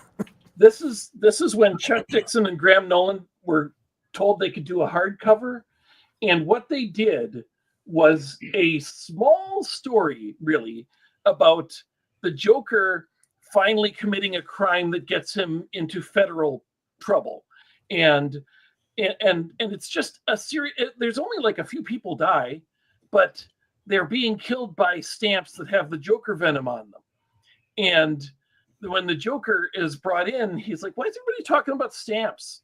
And Batman realizes he really does not know about this crime. Somebody else is doing it and framing him for it. And he has to solve this mystery, even though it would mean that his enemy would get executed, but he didn't do this crime, and the person who's doing it would get away with it. And it's a great moral story. It's not a huge story that ends in a big fireball, or or the whole city is going to die or anything like that. But that's what they chose for their hardcover. It's a wonderful story. This is the story they should be making into a animated movie, but they never will. the Metal's point about Batman being kind of this character that is outside of the story that's being told and comes into it rather than like Columbo, rather than like telling it from his perspective. Imagine a film where you have a family that's been somehow gotten involved in crime and one of the parents is killed, and there's a little kid and the mom's like, maybe the dad got killed by the mob or something. And like, Batman's investigating this and he sees this situation where like, this is bad. Like, this kid's in danger. This wife's in danger. Like, and the stakes are being ramped up, but like Bruce can't just like fly the helicopter in and save them without revealing himself, because like, well, why would Bruce Wayne even know about these people? Like, how would he? And so there's these different elements you can bring into a story like that, where you raise stakes without having to have huge buildings falling down, or like, well, the whole city's taken over by Bane. Like, no, you can just have like Batman and Bruce would care about that little kid and that woman. That's why he's doing these things. Maybe the dad got killed in an alley. Like, maybe they were on their way home from seeing Zorro. It wouldn't even have to be that. It wouldn't have to be that big a deal, right? It's like, okay, this isn't supposed to be political, right? So forget that I'm about to tell a story about Donald Trump. Before Donald Trump was Donald Trump, like all this stuff, he would see a news article about like somebody whose parents had cancer or had a car wreck or whatever, and he just write them like a check and like send them a gift card or whatever with like a $2,000, $3,000, $5,000 check. Just would do that, right? He'd randomly do that and like not tell anyone about it. And so like there's these hundreds of cases where he's just, because he's got like loads of money, and what's $1,000 to somebody like that? There are a bunch of Wayne charities that are set up to handle different things precisely for that reason, right? If you lost somebody to like a mob hit or whatever, he's got a charity specifically for that, with the excuse that he could even personally show up to hand off the check if he wanted to. Right. Yeah. Well, and that's like in the World's Finest miniseries that I can't remember his name. Yeah. Come on. Don't get stuck on it. Just the World's Finest miniseries. Yeah. Yeah. The World's Finest miniseries. That was a recurring plot point in that miniseries. Like, why was Bruce in Metropolis? Oh, we're expanding our charity base, and I'm going to go. And the thing is, like, I like it when you have separations of there are things that Bruce does, and there's things that Batman do, and they don't do each other's things. Yes. Yes. Yeah. And it's one of those things like that. So, and like movies like that, shows like that existed, and I don't see why we don't just look at these like small moments and realize that those are hero moments. Hero moments aren't about saving the world; they're about saving, the day. To get back to a point that we were talking about when it would be nice to do a 1940s Superman, I would say if it weren't for the extended DCU, that as soon as you make this, you're going to spin it off into something where Superman has to appear with all the other superheroes. If it was like the old days where Superman is just a Superman movie, it's a Superman movie, and we're not starting up a whole universe from this. It's just that. Then I would say make a timeless story where people still wear hats, but they have cell phones, just like that's what they did for the animated Batman. You want to never people win. have cell phones, but they also drive 1940s cars, because they're just cool.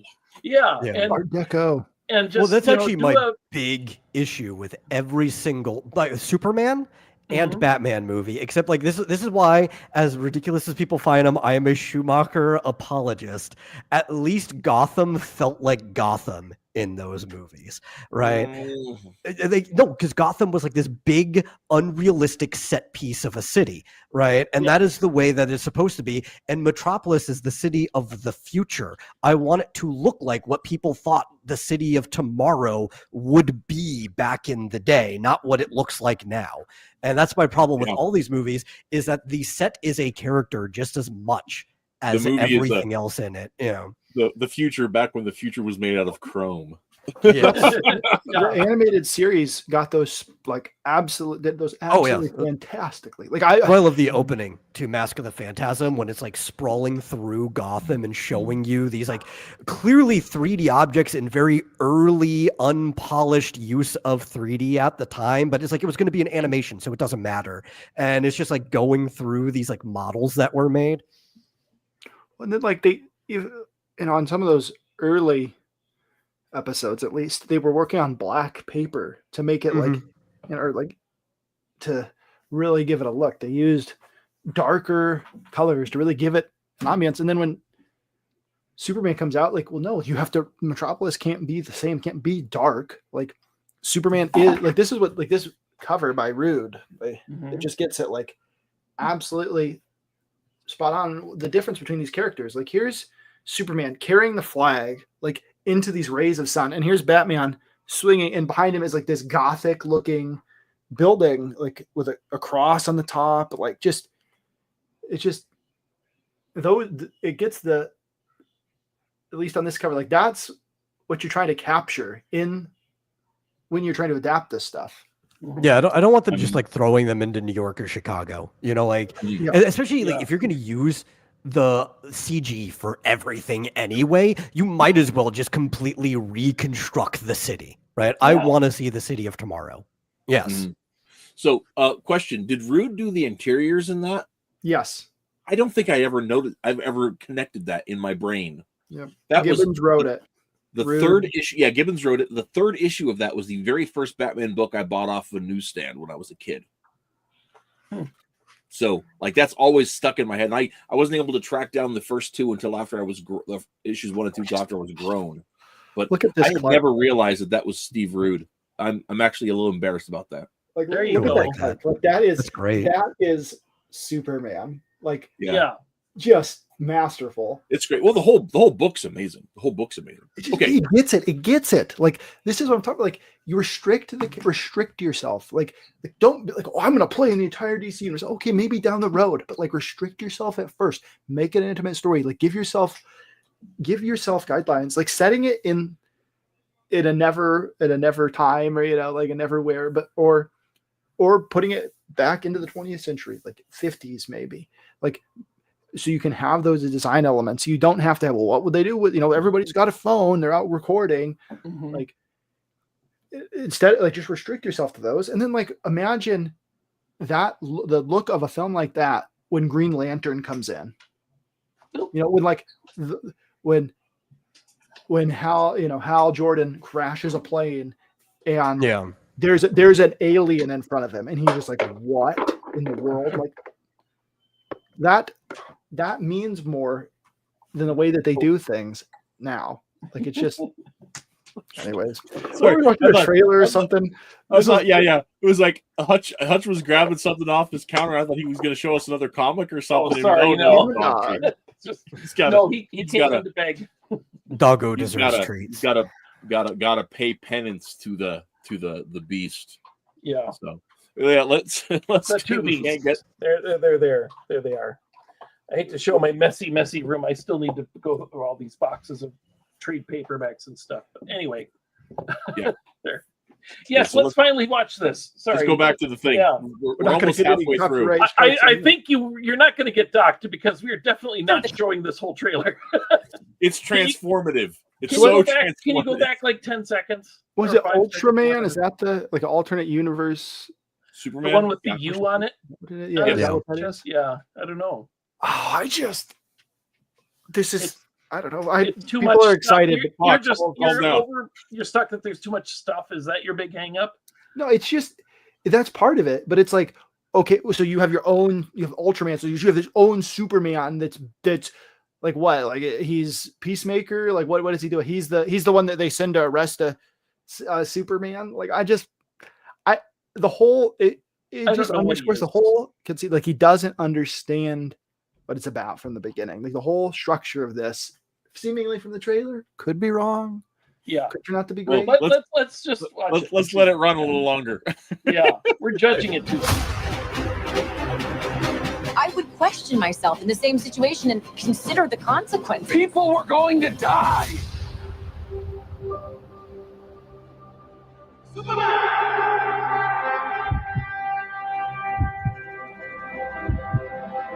Hey, buddy. Eyes up here.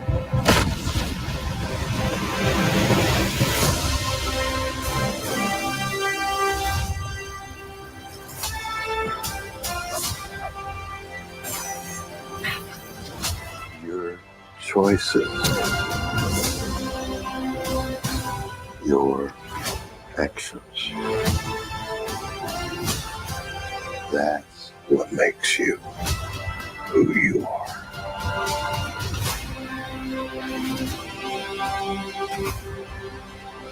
Superman.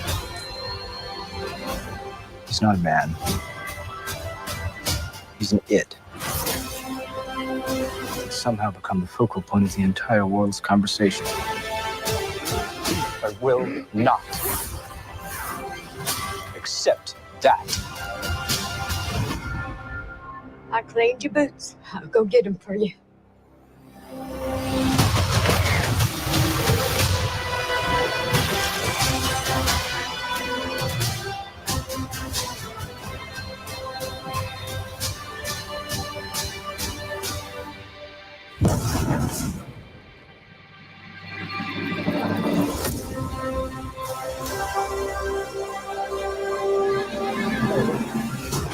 You have a dog.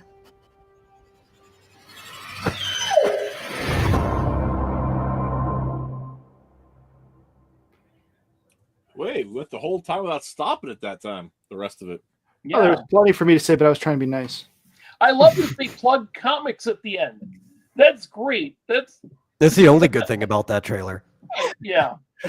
I'm sure people are rushing out to buy them too. Comics. To buy one of the worst Superman comics ever. Which one? The All-Star Superman. I hated it. Oh, okay.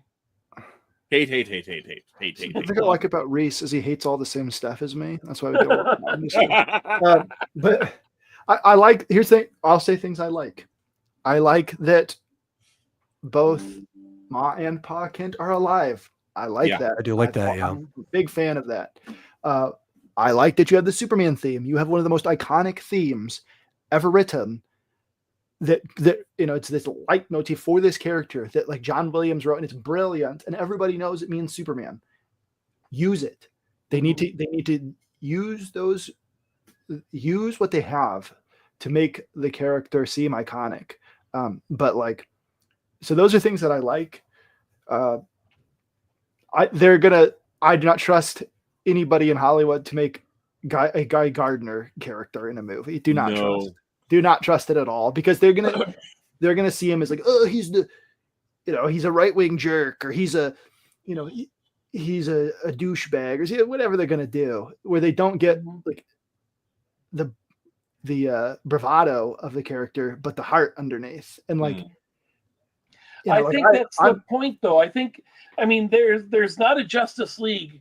There's just a little group of superheroes that Maxwell Lord has assembled, and they may be competent. It's Hawkgirl and Mr. Terrific and Guy Gardner, and so we have a Green Lantern in it. And hey, if we don't like it, well, it's just Guy Gardner. It's a way to not. Because they're so panicked about how badly Green Lantern failed. They wouldn't even put Green Lantern in the Justice League movie, except in a flashback of an alien Green Lantern, which I thought was cool. But they really don't want it. It's like, oh my gosh, Green Lantern hurts so bad. They don't want to do him. So they have Guy Gardner in. So they start halfway through this story. Like, yeah. It's like, it's all everything from DC since 2000 and whenever Nolan finished Rises or whatever, like I'd say everything DC has done since then has felt they've just been so rushed. Like they give it to somebody, they gave it to Snyder, which was like stupid, but like not everything in those are bad, but they don't work.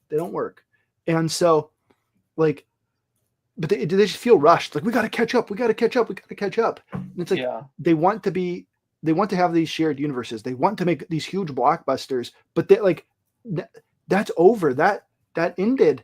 Like when did Endgame come out? Like things have not been so great since then. Like, right. And they're trying to get in on it. And so, well, we'll hire Gunn. And like he's postmodern. Like everything he does is a deconstruction of what he's doing. Like that's who he is. For heaven's sakes, he comes from trauma. Like he's making like trauma movies, and then he gets into Hollywood from that. Like that is not the person I want to make a Superman movie. Little ones just woken up. Well, I think I am willing to give this much more of a shot than I guess a lot of you guys are, because quite frankly, I've always wanted to have a movie where there's other superheroes already, and Superman's out there, and maybe he's the first. I hope he's the first, but it looks like this isn't like the first year of Superman's existence. It looks like we're kind of getting he's been around. Maybe there was even a period where Lois did not know he was Clark, which would be nice instead of, she knows before he even goes to work at the Planet, like at the Man of Steel movie. But I do think it's kind of cool that there's other superheroes in it. And, the problem is how big a part of this Superman movie are they? If it's just if there's a point to it, I think it's kind of cool. And maybe it's setting the standard of, Superman's better than these other guys. And there's a reason why. He's having Guy Gardner in there is a good contrast, because not everybody is Superman. And this is why Superman's a good character, because you don't want people Guy Gardner having a power ring. What if he's the only person with power? That would be terrible, quite frankly. Depending on how that's absolutely not true, though. I'm gonna dispute that, because the ring chooses the person who is closest to it that is worthy of having it. And if Hal had not been there, it would have gone to Guy. Like that's in the comic books. And so it's Guy Gardner having a power ring. The ring chose him. I know that Keith Giffen made him a parody of a right winger, and then they've kind of worked to get him to be a real person since then, and I understand all that. But as far as if you want to have a character in the DCU who's kind of cartoonish, Guy Gardner is fine. I don't care if you don't bring Guy Gardner to the screen being the best character that Guy Gardner Why even have him at all? Like I get your point in terms of, from their perspective, the Green Lantern movie was a failure. They're cautious, but you're starting so far into what you could do with building up a potential franchise for Green Lantern, multiple movies. I can tell you exactly why they chose him. I know why. It's because Gunn and Fillion are friends, and he was looking for a character he could cast his friend in the movie. Yeah, but Fillion could be any number of characters, and I get what you're saying about that. It's just, I don't know, man. I'm just so pessimistic. It's not. It's like the only other character you'd cast him as is probably Booster Gold. Even then, he's starting to get a little too old for either of the characters. Yeah. He would have, man, he would have been a great Booster Gold 10 years ago. Oh, absolutely. He would have been a great Wonder Man in MCU 10 years ago when he wanted to do it, but nobody wanted to put him in anything. And then they make so many mistakes, and then they're catching up for their mistakes. Like, oh, let's cast Ryan Reynolds as Hal Jordan. It's like, here's the other thing. Nathan Fillion was the perfect choice to be Hal Jordan, and they didn't give it to him. And this is kind of, at least he gets to be a Green Lantern, and he looks like Guy Gardner. I think he's doing I think we've only seen a couple things of him sneering and pushing people with a big hand.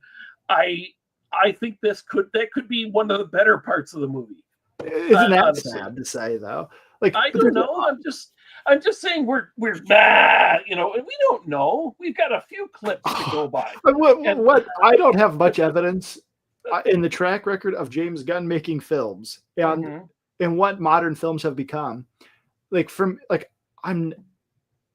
I'm not going. I could never get excited about this. But then when I see things that tick the box, okay, well, we've got a character known in the comics for being the ultra dash right winger, like a joke of a character that they've made. I mean, there's been rehabilitation, and even then I think it's funny, like, because he's awesome. He's still awesome.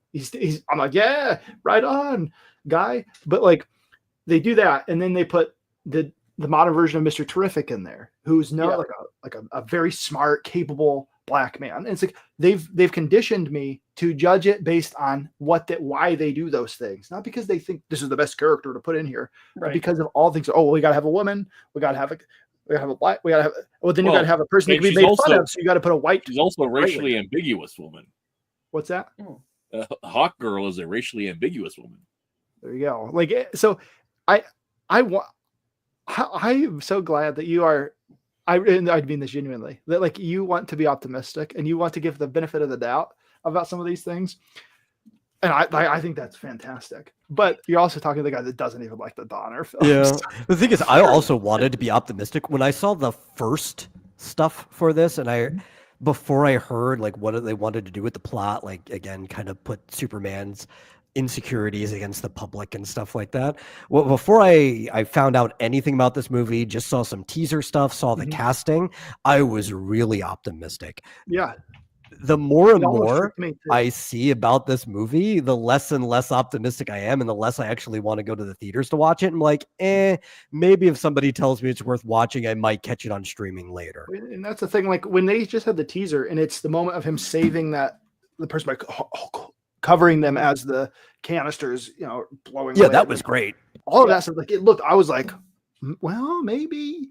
And I didn't have any problem with him being beat down at some point and like in the snow, like that's fine. Like Superman gonna get beat, like that's not a problem. But so I guess it was the Snyder Bros or some people that are say, oh, he's weak or whatever. That's not me. But like it was elements of it that looked good. But the more, like you said, the more you learn, then it was like, oh well, then there's all these characters in it. And as soon as there's more than just Superman in it, that's not the Superman movie that I want to see personally. But other people might be a good movie, but then it's like this happens and I see this clip and I'm like, what is this about? Like, this is a trailer that tells me like he's got like, is Lex the big villain? Like, is there some like, I guess like what? There's way too much packed into this, isn't there? Oh yeah, that's the problem.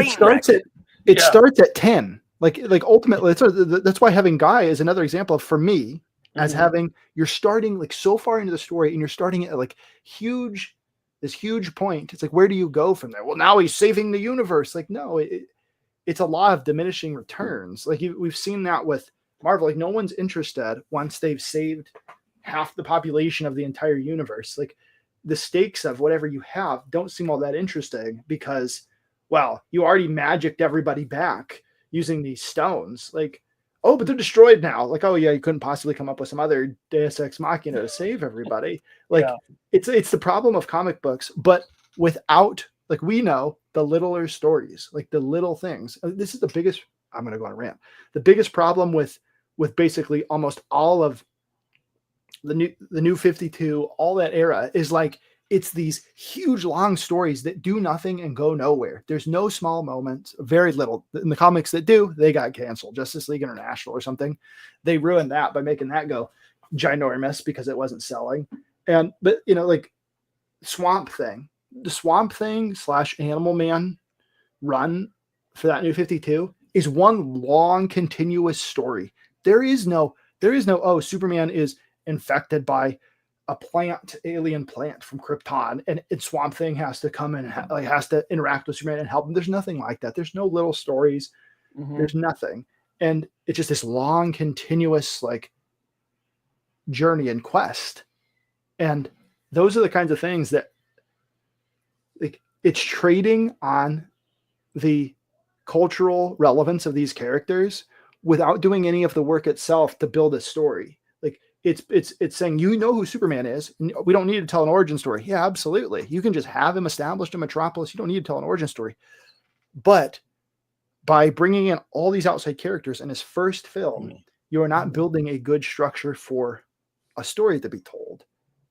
And at least that's the way it's that we've seen. If we have evidence from previous works, when they start doing those things, as opposed to just telling a singular story, a small scale story, it falls apart because they're not building it right.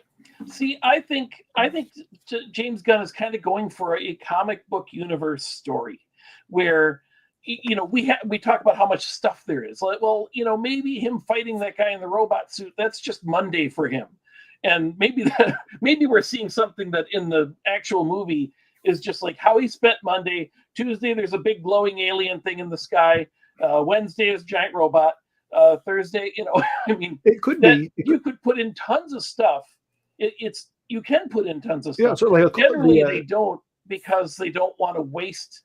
You know, we come up with a whole costume and something, and it only takes up 30 seconds of a movie. And that, you know, it could be like an Indiana Jones opening. You know, like he's finishing up this adventure and he's going into the next one. But he's fighting something in knocking down buildings because then he gets hit in the head with the can with all the dust on it. So like that is this is a crucial element of the plot in terms of the what they seem to be saying in the trailers, at least, of like, and in press releases and things, like there's this animosity towards him, like it's tied in. So like it could be that, but it does tie in to those things. And it's like, especially if the story starts out with him already being disliked. I know maybe it doesn't. Maybe it happens in the story. Well, that would be something that would be a little bit better. But if it already starts with this like growing animosity towards Superman, it's like, what happened to get to that point? Like, isn't this the paragon? Isn't this a person that comes on the scene and everybody loves? It's like, wow, look at this amazing superhero. I think it's because of his doing something in an international war that may not have gone the way he wanted it or whatever. And, you know, there's lots of classic covers where it's like, we hate you, Superman. It's only for that issue. You know, generally he's had years of being beloved, and now this has made him unpopular. It's just this story. I wouldn't say that he's starting out, because this is where Snyder really messed up, is having your first exposure to Superman is this person you've never seen before who shows up and destroys half the city fighting another guy. And then they just had to kind of glide past that for the next movie and go, oh yeah, he's always saving kitties and everybody loves him. And it's like, really? Because we didn't get that from the first movie. But you've done nothing to establish that, you know. Go ahead. The reason why a story like that, like, you know, we hate you, Superman, for an issue works is because you have built up the credibility of it. You've built up that, like, this matters. But if you start out at that point, it's like I struggle to see where it goes from there. It's like the same problem where Batman v Superman sucks if you don't have all the years of their relationship as context behind a fight. Yeah, absolutely. There's no I don't know. There's just so much. We look at this as people who are familiar with these works to more degree than the vast majority of people, and we're able to say, like, they could have been so much better.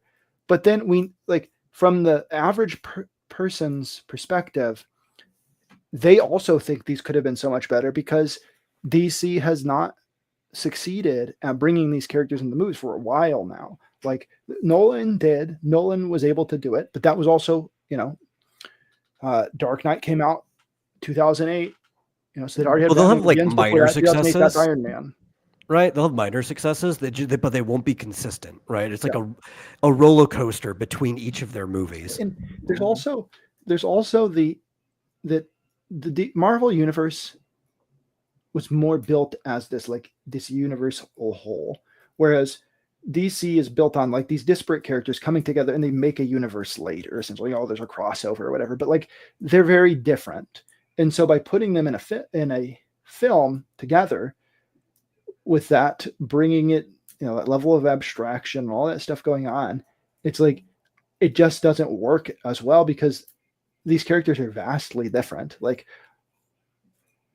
when you have a Batman, you have to continually make him like this uber genius that like can't possibly be killed by anyone because he's got all these contingencies and he's just like this huge, and because, well, there's a guy over there with a magic ring that like can just crush him, like instantly make a fist and crush him. And it's like, that's where like one of my pet peeves, people like watching watch that trailer and said like, oh, if Superman saved somebody like that, like flying that fast, they'd obliterate them, they'd destroy their bones, and like they just smash them into a million pieces. And like, it's a fantasy. Like, and so like when you start to point out these things in a film, you start to point out and poke at like the little sillinesses of there being a character like Batman in a world where Green Lantern exists. Well, then it's like, well, how do you make it so Green Lantern can't beat Batman in one of these movies? Oh, well, you make him absolutely maybe over the top, or like you make him bad, or there's all kinds of things that they do to make it so Batman just spray paints his entire suit yellow. Yeah, and I'd love that. That'd be fantastic. And the sequence in the Batcave with him spraying the suit down too. That'd be great. He already has all the suits of different colors. It's just we're assuming this is like first meeting, right? And he deduces very early on that like yellow, he can't do anything to yellow. Like his constructs just fall apart if they even touch yellow, and he's just in there and having like Alfred help cook me down. I guess my problem with how I approach these things is like the first comics I read were those DC Archive hardbacks. Remember those? Mm-hmm. Those were the only things that were in the library at the time. Yeah, those most of my first experiences too. And so what I read was Silver Age stuff with, the one that sticks out in my mind is one where they go and Hal Jordan and Barry go and they meet Jay Garrick and Al Scott, and like they go on this retreat into like, we're going to teach you how to be Green Lantern and Flash. Like we're going to train you. And they set up these challenges for them where like, there's something made of yellow. Like there's just stuff like that. And for me, like I was like, oh, this Alan Scott guy's like really cool. Like I like this character. And so he's always been my favorite Green Lantern since I read that. And then later I come into this other stuff. So for me, like when they just jump past all the possibilities they could do by building it a little bit better, starting at an earlier point, like making it so you could even make there be a Justice Society and all of this stuff, but sort of a post-crisis version of the DC cinematic universe, I think could work a lot better than what they do, which is just this mishmash of somebody who's not trying to adapt a work, not trying to adapt the story of Superman, but is trying to adapt Superman to cinema. Are you trying to draw and talk at the same time? Is that way? Me? No, I'm the Flyfox Pro. Isn't this his art? No. This is Matt's. No, this is. Oh, this is yours. Oh, okay. I'm sorry. Okay, you switched it. I switched okay. it. Yeah. Okay, sorry. His is better than this. Okay. Sorry. no it's offense fine. to anybody. I just I also realized that like my my tablet didn't got like the function keys got unset somehow. So you know, which is stupid. here's the funny thing about the Batman v Superman movie is that the basic story of a billionaire whose large building in Metropolis is destroyed, including people that he knows and cares about, and even though Superman says, I'm the good guy, I beat the bad guy, I'm on your side, he doesn't believe it, and he's like, if there's even a 1 out of 100 chance, I have to eliminate this guy. And he goes in and designs a super suit, and he builds guns with kryptonite. He synthesizes kryptonite. He comes up with all these things that might beat Superman. It's like, this is a great story for Lex Luthor. That would be the Lex Luthor who would be interesting, and you'd go, he kind of has a point, And instead, you're watching it, you're going, Batman's wrong. Also, Batman is training his muscles like by pulling this tire. Now I'm going to be ready to fight Superman. It's like, no, this is stupid. Yeah, it's like totally out of Bruce's personality too, right? Because Bruce is the type of guy that he actually feels for all the like mentally insane people that he has to go up against. Like he doesn't want them to be doing what they're doing or to Which suffer. Is why he anything. doesn't kill them. Yeah, that's why like he's helping them just as much as he's helping the city by saving the city from them. He's not the type of guy that'd be like, I have to kill this alien. Except that this Batman does kill willy-nilly. He even kills LexCorp employees for no reason. I mean, he's just those guys who are at the boat, they haven't done anything wrong yet. I mean, Batman says, oh, I think these guys are up to no good, but he immediately just starts killing them all. And it's like, Batman doesn't, oh gosh, that just made me mad. It's like, and then whenever you try to argue with somebody Batman doesn't kill, they're like, oh, look at this movie. Look at this movie. I'm like, that's the movies. And that's exactly why we're mad about it, because they don't get Batman right. Like I'm guessing we all think Mask of the Phantasm is the best Batman movie. Yeah. Any disagreements? It's the Mask of the Phantasm or the 66 movie. I really the 66 movie is pretty fun. I like that one. Yeah, it's fun. So they just can't get rid of a bomb. It's one of the classic lines in cinema. Yeah. Think about like the two interesting perspectives. You have one that's like the camp of Batman adapting sort of the Silver Age camp, and then you have this 90s version, which is like, we're going to play it straight. We are going to make something that is an adaptation of like this more serious kind of Batman. And they perfectly understood the assignment of like setting it in a time forgotten, like a time that always was and never was, like making it the city a character, like the villains not being jokes, but like posing threats, like not, like they totally got it. And both those things work really well because they knew what they were doing, I guess. Yeah. But then we have you noticed in Mask of the Phantasm that it actually does take place in the 40s and the 50s? That's why they go to the World's Fair, and it's the 1938 World's Fair. It's interesting. And they go to which is the year before Batman became Batman. Yeah, and they go to the whole World of Tomorrow exhibit with the House of Tomorrow. Right, and that was 1938, and Batman came out in 1939. It's almost like it's real. Yeah. They probably did they did on purpose. They cared enough to like, and they wanted to tell. They wanted to tell the story of Batman, and not. Obviously, it was still commercial and like this corporation, but the people who were doing it weren't hired as like this mercenary to come in and develop these huge blockbuster franchises. They were they were making a Saturday, or no, it was an afternoon show. It was an afternoons at first, I think, right? Yep. Well, actually, yeah, and the Mask of the Phantasm wasn't even made for theaters, which is another reason why it escaped being messed with by the higher ups, because it was actually, they started out making it for TV. I've seen they actually had to reframe it to widescreen from the larger 3x4s. If you want you have to get the uncropped version if you actually want the full experience, where it is in 3x4, which I have a copy of that. Yeah. That's amazing. Don't get me started on them changing for there's so many shows that are on streaming now where they've cropped the 4:3 and the 16:9 that it's offensive to me. It's so offensive to me. But just like the show itself that it came from, they were trying to make a story that treats Bruce just as much as part of the Batman character as Batman is himself, which is something a lot of people miss when they're like making Batman movies and shows and stuff.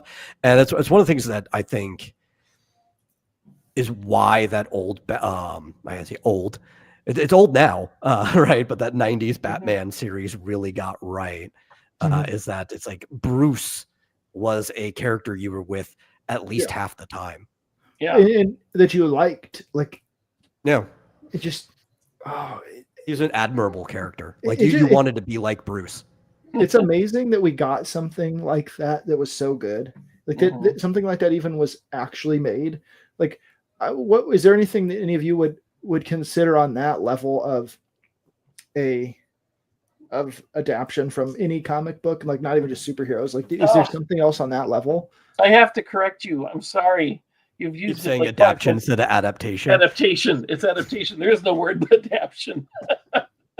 I learned that a long time ago, and I was like, it caught me off too, because I've heard so many people say adaptation. I thought it was a word. It's not. Well, you know, the wonderful, beautiful thing about the mess that is the English language is that you can basically take any word and add any prefix or suffix to it, and if it wasn't a word before, it is now. Yeah. Which is also why we have many words that mean the exact same thing. Yeah. Fine. Also, next year they'll just put adaptation in the dictionary too. Or you can say adaptation. Was there anything else that was adapted from? I'm sorry to pick on you. It's just no, I let it go 4 or 5 times. Semantics here, grammar. I'm a grammar warrior. Excuse there you me. go. All right, so this is the question: is there? But I can't. Like, is there anything else that you think? Dr. Bollocks. I'm sorry. Yes. Is there something else besides Batman that the animated series that was like adapted as well? Yeah. Yeah. I mean, it's the same people, but the Superman series was. Yes, I did like really Superman. well. Superman was really good. I thought it was amazing that they had been struggling. DC had been struggling because they got rid of Supergirl. First, they killed her off, and then immediately they reset Superman. And then they're like, but there's not going to be a Supergirl. And then 2 years in, they said, okay, there's a Supergirl. But she's not from Krypton. She's a shapeshifter from another alternate reality. And it's like, well, that's not a great origin story, you know. And then they made her an angel, and then they introduced another one. And then it's like such a mess. And Matrix for what she is as a character, you know, Matrix she's cool, really but she's great. not Supergirl. Yeah, but the animated series came up with the perfect solution. She is from a neighboring planet of Krypton that was damaged by Krypton blowing up, but she's got a different background. She's from this other world, and it was a futuristic world. She's got the memories. They kind of are doing that part of her origin in the new Supergirl movie that they're doing. But I mean, it was a good workaround. It was like ideal, and the comics had never done that right. It's like there's some things that they were able to perfect in the animated series that they'd never done right in the DCU itself. So that's just one of them. The thing that's really like mixed about that whole thing is because Denny and Tim did such a great job with so much that they really got outsized like praise. And people were just like, no, everything they do is just great. Well, they're both kind of creeps.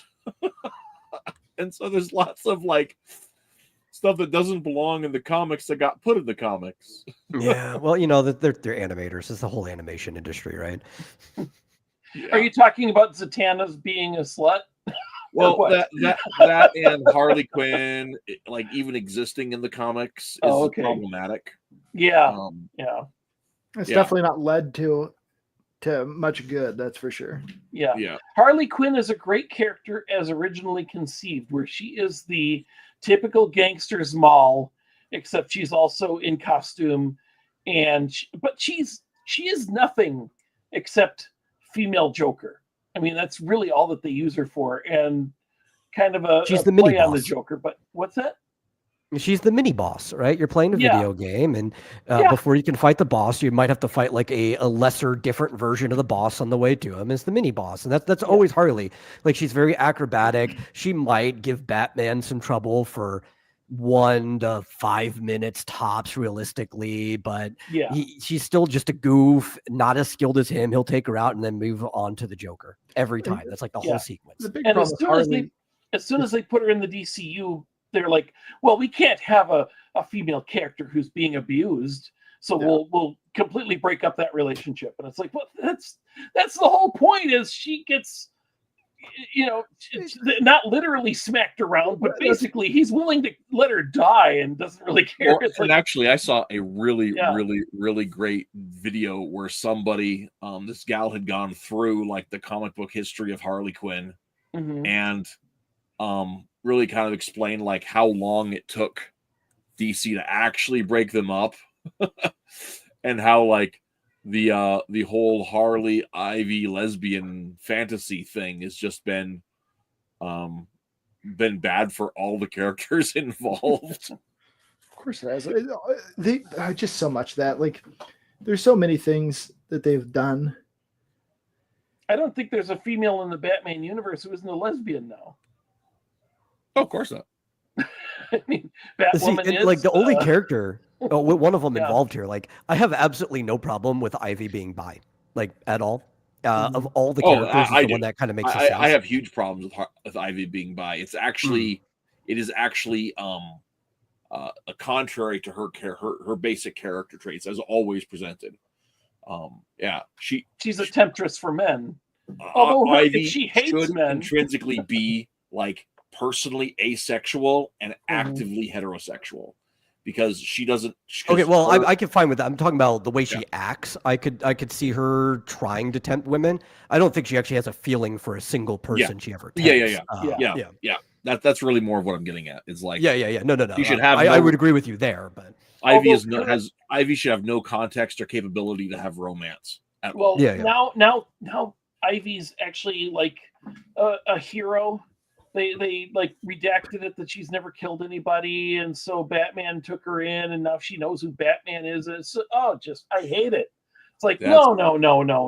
I'm pretty sure comics ended in 1996. See, I think the problem is whenever you make somebody gay, they can't be a bad guy. I just don't even get me started. I already said my favorite Green Lantern is Alan Scott in like the New 52. Oh my word!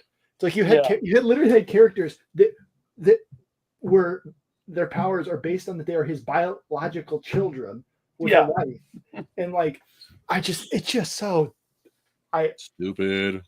Yeah. Oh, that was the last thing. I remember picking that up and like opening and being just like, what is this? Like I was excited for an Alan Scott comic, and then all right.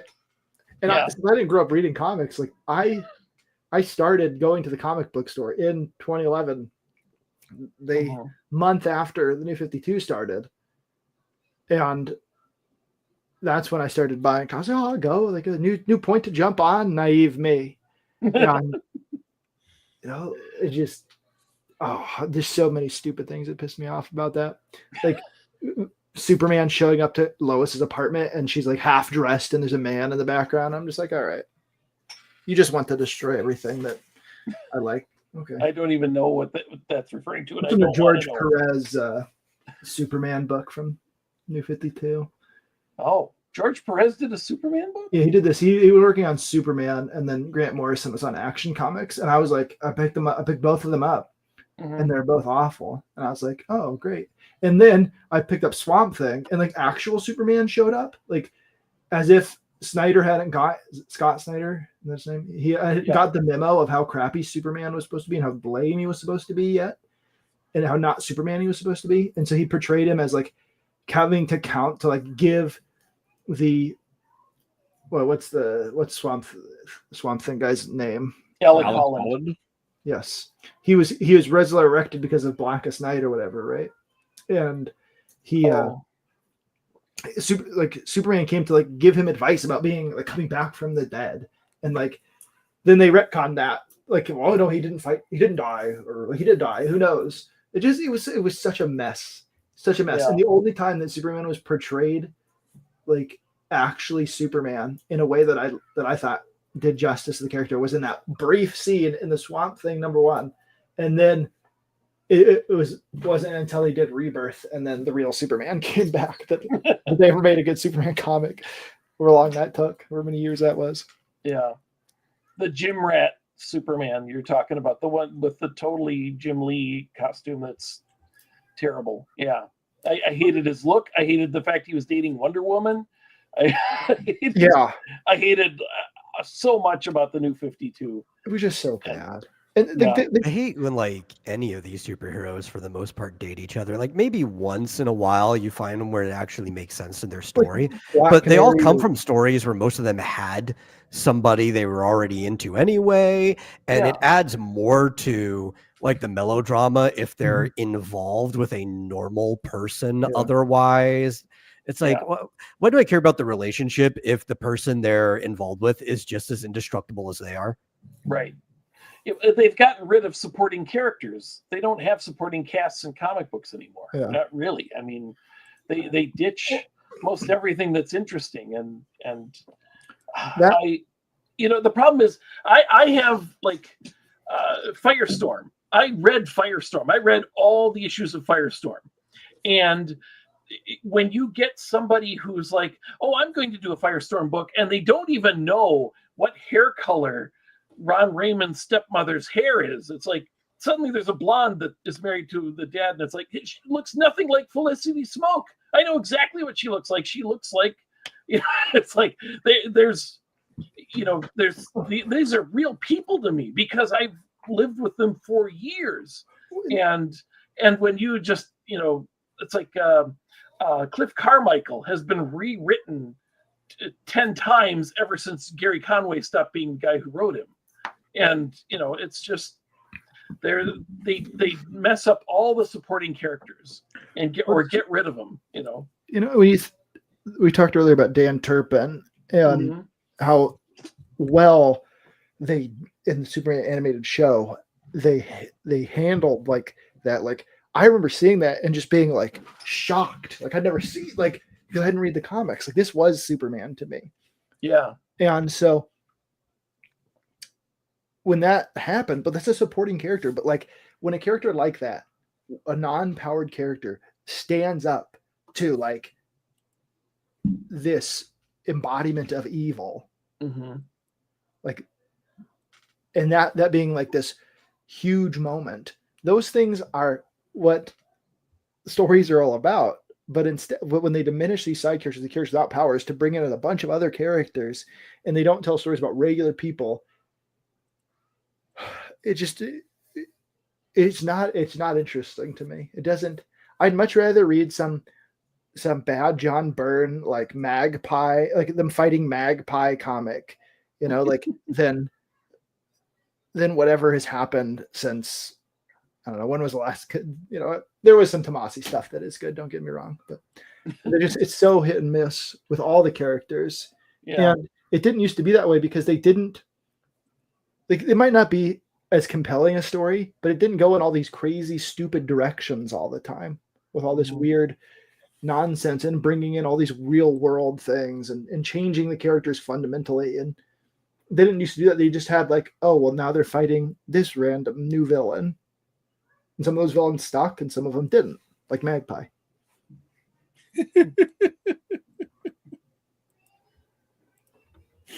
That's the name of that character, right? Magpie. Yeah, Magpie. Yeah, Margaret Pie. Yeah, that's her name. Magpie. Which is fine, Yeah, I thought it was cool that John Byrne came up with he's like, let me add something to the Batman mythos. He came up with Margaret Magpie. I don't care that they didn't use her for long, but it was I'd rather that people came up with new villains or at least tried, from time to time. Yeah. And it's such a snake eating its own tail at this point that like until these characters, if these characters go into the public domain, if they do, and people actually are able to make comics with them and not be sued, for trademark infringement, all the other avenues they can go down, then they, like that's the only time I think there'll be good stuff coming out consistently, just because there'll be enough people that, well, I've got a story I'm going to tell that something good might happen. Yeah. You know what the funny part is, though? I think. Hey, kiddo. I think even if people make good public domain stuff, like I just don't care. Like it could be this amazingly written thing, and like I don't care anymore. I think there is enough historical, just like Superman, Batman, or whatever character comic that I could just go back and read it. I just want to move on to new things. And that is essentially my perspective, especially for me, since I didn't grow up reading a lot of this stuff. If I don't seek it out, like I have keep pointing over here to my comic shelf, but I've got like a big portion of the John Byrne Superman run, and I've got some scattered Batman stuff, but I haven't read the vast majority of that stuff. And like I'll find a character I really like I got the black and white Booster Gold collection when they were doing those big collections. I've got that, and like I read that, I was like, man, Booster Gold is great, and I really enjoyed that. But there's so much for me to go and explore for the first time and encounter for the first time that I'm in much of agreement with you on like what I personally. What am I going to do, Matt? Even these guys won't buy my Wonder Woman book when I do it. Is she going to have a son instead of a daughter? Because I'd buy that. A son or a daughter? What? A son instead of a daughter. Oh. Does she have a? Oh, yeah, that's right. It's like, wait a minute. Does she have a daughter? I'm like, oh, right. The book we're reading. That's right. Yeah. That's a call back to a DM conversation that that Fly Fox and I had last week. She'd be far more. Wonder Woman would be a far more compelling character if she was dealing with as a mother dealing with a daughter. They could never do what they can never do what it takes to actually make compelling work, because they're not conservatives, and so much of these characters and what they're built on is like not type of political conservatism necessarily, like politics wise, but like the idea of truth, justice, in the American way, these foundational things that these characters possess, because that's what's true, and that's what's righteous, that's what's right. They like, because they don't agree with those things, there might be some scattered things that are good here and there, but like they don't believe in those things, and so they can't do what it takes to like, oh well, Wonder Woman should have a son, and then like encounter all the problem. Like you can have a Wonder Woman that's like more of a feminist type character, whatever, but like now she's saying, oh well, men have a bunch of other problems that they have to deal with, and like that creates drama. Like that creates character growth, and also they you know what it really is? It's a lack of empathy. Well, if we use the term for what it really means, right? It's being able to actually model somebody else in your head, to be able to understand their suffering. So it ultimately is a lack of empathy, because I don't even think you have to necessarily believe in those things. If you do have proper empathy, you should be able to like get into that modality for the sake of writing. Right? Because I could write something that would be compelling to somebody whose worldview I don't share, because I could jump into their modality when writing. I think there was also the common culture of the United States was pretty consistent for a long time. And then really in the later half of the 20th century, when some of the chickens came to roost and postmodernism, blah, blah, blah, things started to change a little bit. But that's why, to jump mediums here, that's why Star Trek worked really well when you have liberal modernists from the 20th century writing it, who believe that the future might be a good thing, and they don't hate society and think it's structurally flawed and all of these things. They believe in the capacity of man or whatever they did. Well, those stories are going to be able to be enjoyed by the liberal modernist who those things, and the Christian or the conservative who has a different perspective on those things, but shares a lot of the same ideals about freedom and liberty and justice and all of these things. It works well, and both sides can kind of understand and write from without making caricatures. But then we've seen how those things have changed, and what we call like woke today or whatever is basically just rejecting that anybody has a perspective that might be valid, or like even forget that like they're even worthy of being portrayed in a way that isn't totally condemning of them. And that's the opposite of what Star Trek stands for. That yeah, there's people of all kinds of different ways, and we just all have to get along. And woke is like, you all must believe what we believe, and everybody else is bad. And it's so then Starfleet has to be corrupt, and everybody and all the admirals are evil, and just the idea of exploring the world. It's also like well, it's like I said that in the old days, Guinan was living in the 1800s and was okay, and then they make the new Star Trek, and Guinan living in 2020 whatever they go back to is like, it's terrible if you're not the color of a white man. It's is like that real? I haven't watched it because that was year 2 of Picard. I didn't even watch it. I saw excerpts from it, but I'm like, this is this bitter. Who is this bitter woman? This is not Guinan. It's just it's bad. But it's like the Star Trek. The liberals used to be so hopeful back in the 60s. They were like, mankind has the capacity for good, and modern liberals are like, ew, mankind, ew. Wouldn't it be great if Thanos could just wipe them out? That would be so much better. I to be able to model Thanos. Conservatives, like if you go back and you look at surveys back then, like liberals used to actually be able to predict what conservatives would put on the survey, and it's the exact opposite now. Right, where it's like liberals can't, even further progressives, they can't imagine what anyone but themselves would put on the survey, unless it's some like weird caricature, and so then the caricature becomes wrong, and then when you go and you poll conservatives, they can tell you almost exactly what the other people would put on the surveys. Yeah, because we're exposed to liberals. Yeah, we understand how they think.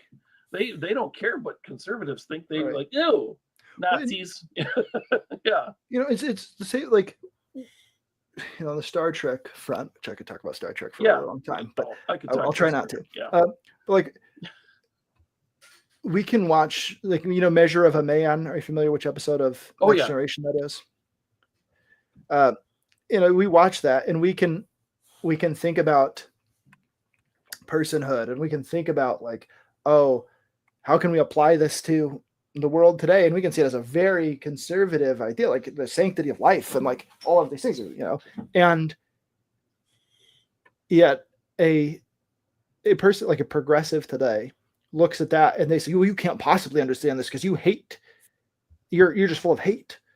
It's like, like, you don't understand how we could see this as a parable for something, or like a parallel to a real world issue, or like you can't possibly see this. And I don't know when that happened, when like, what necessarily why, but at some point, 2008. You think it was 2008? It was the election of Barack Obama. Yeah, no, you're right.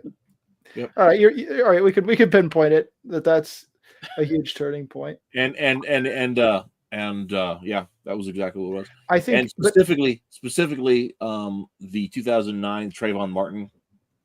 Oh, if I had a son, he'd look like Trayvon Martin. Okay. Yeah. You're not wrong, but I'm upset that you're not trying to be more right. Yeah. I actually have the book, If I Had a Son, the Jack Cashel's book about the Trayvon Martin story. The way you guys always pull out the relevant comic book, I was going to go grab it, and I'm like, it's over there. Oh, shoot. I don't know where it is exactly. It just, I'm kind of at a point now where like I watch mostly old stuff that was, new stuff, unless it's anime, I just don't watch because It's Same. never worth watching. And even then, I'm watching stuff that's basically old even when they're new. I'm watching Anne Shirley right now, which is a redo of the Anne of Green Gables anime, which is pretty much the original was like 1-to-1 to the book. It's fantastic. They did all the it's books. A great adaptation, the original one. Yeah, they did like every chapter per episode. This one is a little more condensed. It's like an all-stars thing, but it's doing it justice. I like it as an adaptation. I think everybody should watch Anne Shirley if they haven't. Do you like Anne of Green Gables? Yeah. It's okay. Yeah, no, we I grew up really watching the the movie series that Canadian television did. Yeah. So that's a good one. Yeah, it's not bad. The first one my is sister pretty was faithful. really into it for a little while. So to get back to Superman, I have to say, what we were talking about before about how America has changed to the point that Superman kind of has to be set. He has to be from a backwards place almost, because it's like, it used to be like in the 50s, like if a kid was dressed in a Cub Scout uniform, that was just normal. Nobody teased them like, oh, what a dorky outfit. That was to love your country, wave a flag. That wasn't taking a stance. That was everybody. It's like how we, you have a flag now and they go, oh, that must be the conservative on the street. And it's like, it shouldn't be. Everybody should have a flag, but they've gone so radical that it's like, oh, it's like if you even love your America, that says something about you, which is weird. You know what's actually funny is because what you're getting at is it's pulling the extreme even further, because Clark has to be from a farm, from the middle of nowhere for all the wrong reasons. Now it used to be because he wasn't part of that indifferent city life. Right, that he was standing opposed to that, but that's not the reason why he needs to be from the middle of nowhere anymore. Yeah, and also you can see like I'll say nobody, but you didn't have to read a Superman comic back then, and think like that a Christian raised by people in the Midwest, like a Christian home with two parents, would like necessarily vote a certain way. Like right. No one even gave that a second thought. Like, oh, who would Superman vote for? Like, but now they have to go out of their way to say, well, but he's not one of those kinds of people raised by a two-parent family in the Midwest on a farm. Right. Like, he's not one of those ones. He's not one of the happy ones. Yeah, he's not he's an enlightened one. Always find like miserable and yelling at his girlfriend when she's interviewing him. To get back to the trailer. Yeah, or like the idea. Might have I really like the idea of a super powerful, massively strong, emotionally unstable hero. Yeah, isn't that great? Being asked simple questions by a woman. How much of what they try to do today started with Watchmen, and how much of it was present before then? Because it's obvious that like the floodgates opened at that point. Then you have, to the point where they redo in the New 52, when they relaunch it, they hire an avowed postmodernist weirdo like Grant Morrison to be on their flagship title. Like, what? Were things happening before that point? There were some things, but it wasn't like it was, as far as I have been able to track, I should say. It wasn't like, didn't seem to be like an industry-wide kind of thing. It was sort of like there were stories here and there. There were these, even back in the EC comics, right? You look at some of those stories. They had the subversion of expectation as part of the thrill, right? Mm-hmm. But EC comics always use their subversion because like EC comics were horror comics, but they were also like every single horror story that I have read from an EC comic was also a morality play. Yeah, right. So it was one of those things where like it's still presumed, even though you had things happening in the stories that were like people being dastardly or evil or wicked, they would come to a grisly end because there's the expectation that, like if you behave in certain ways, then, then that was going to happen. That's the take on it. So I don't, and there was some of that in Alan Moore's Watchmen. I'm not Watchmen. Swamp Miracle Thing. Man? Oh, okay, Miracle Man for sure. Miracle Man Swamp for Thing as sure. well. Yeah, you're right. But Swamp Thing had some of that questionable. What is the nature of morality? What is the nature of humanity? Have you read The Vigilante? I think that he wrote. No. It's actually not the worst thing I've ever read from him. It's probably one of the better ones I've read from him. But interesting. But I think part of it was like people like him getting, even Neil Gaiman, getting that superstar position, right? Then, so instead of telling like, oh, this is an engaging story, those goes on like saying, I want to do the next whatever, right? And so you have that kind of, instead of just being an experiment or whatever, you have the idea that this is what mature comics look like, right? And I think that one of the other things that shaped that is that there has been this used to be what mature comics looked like. Everybody read them. Plenty of adults read comics, and I don't know what it is. Sorry, it's tiny on my screen. What is that you're holding up? It's that Buck. Oh, okay, that one we were talking about earlier. Okay, yeah. Sorry. Well, and they used to have. I mean, like even like in the newspaper comics, they had comics for all ages. Yeah, like this. Right, so.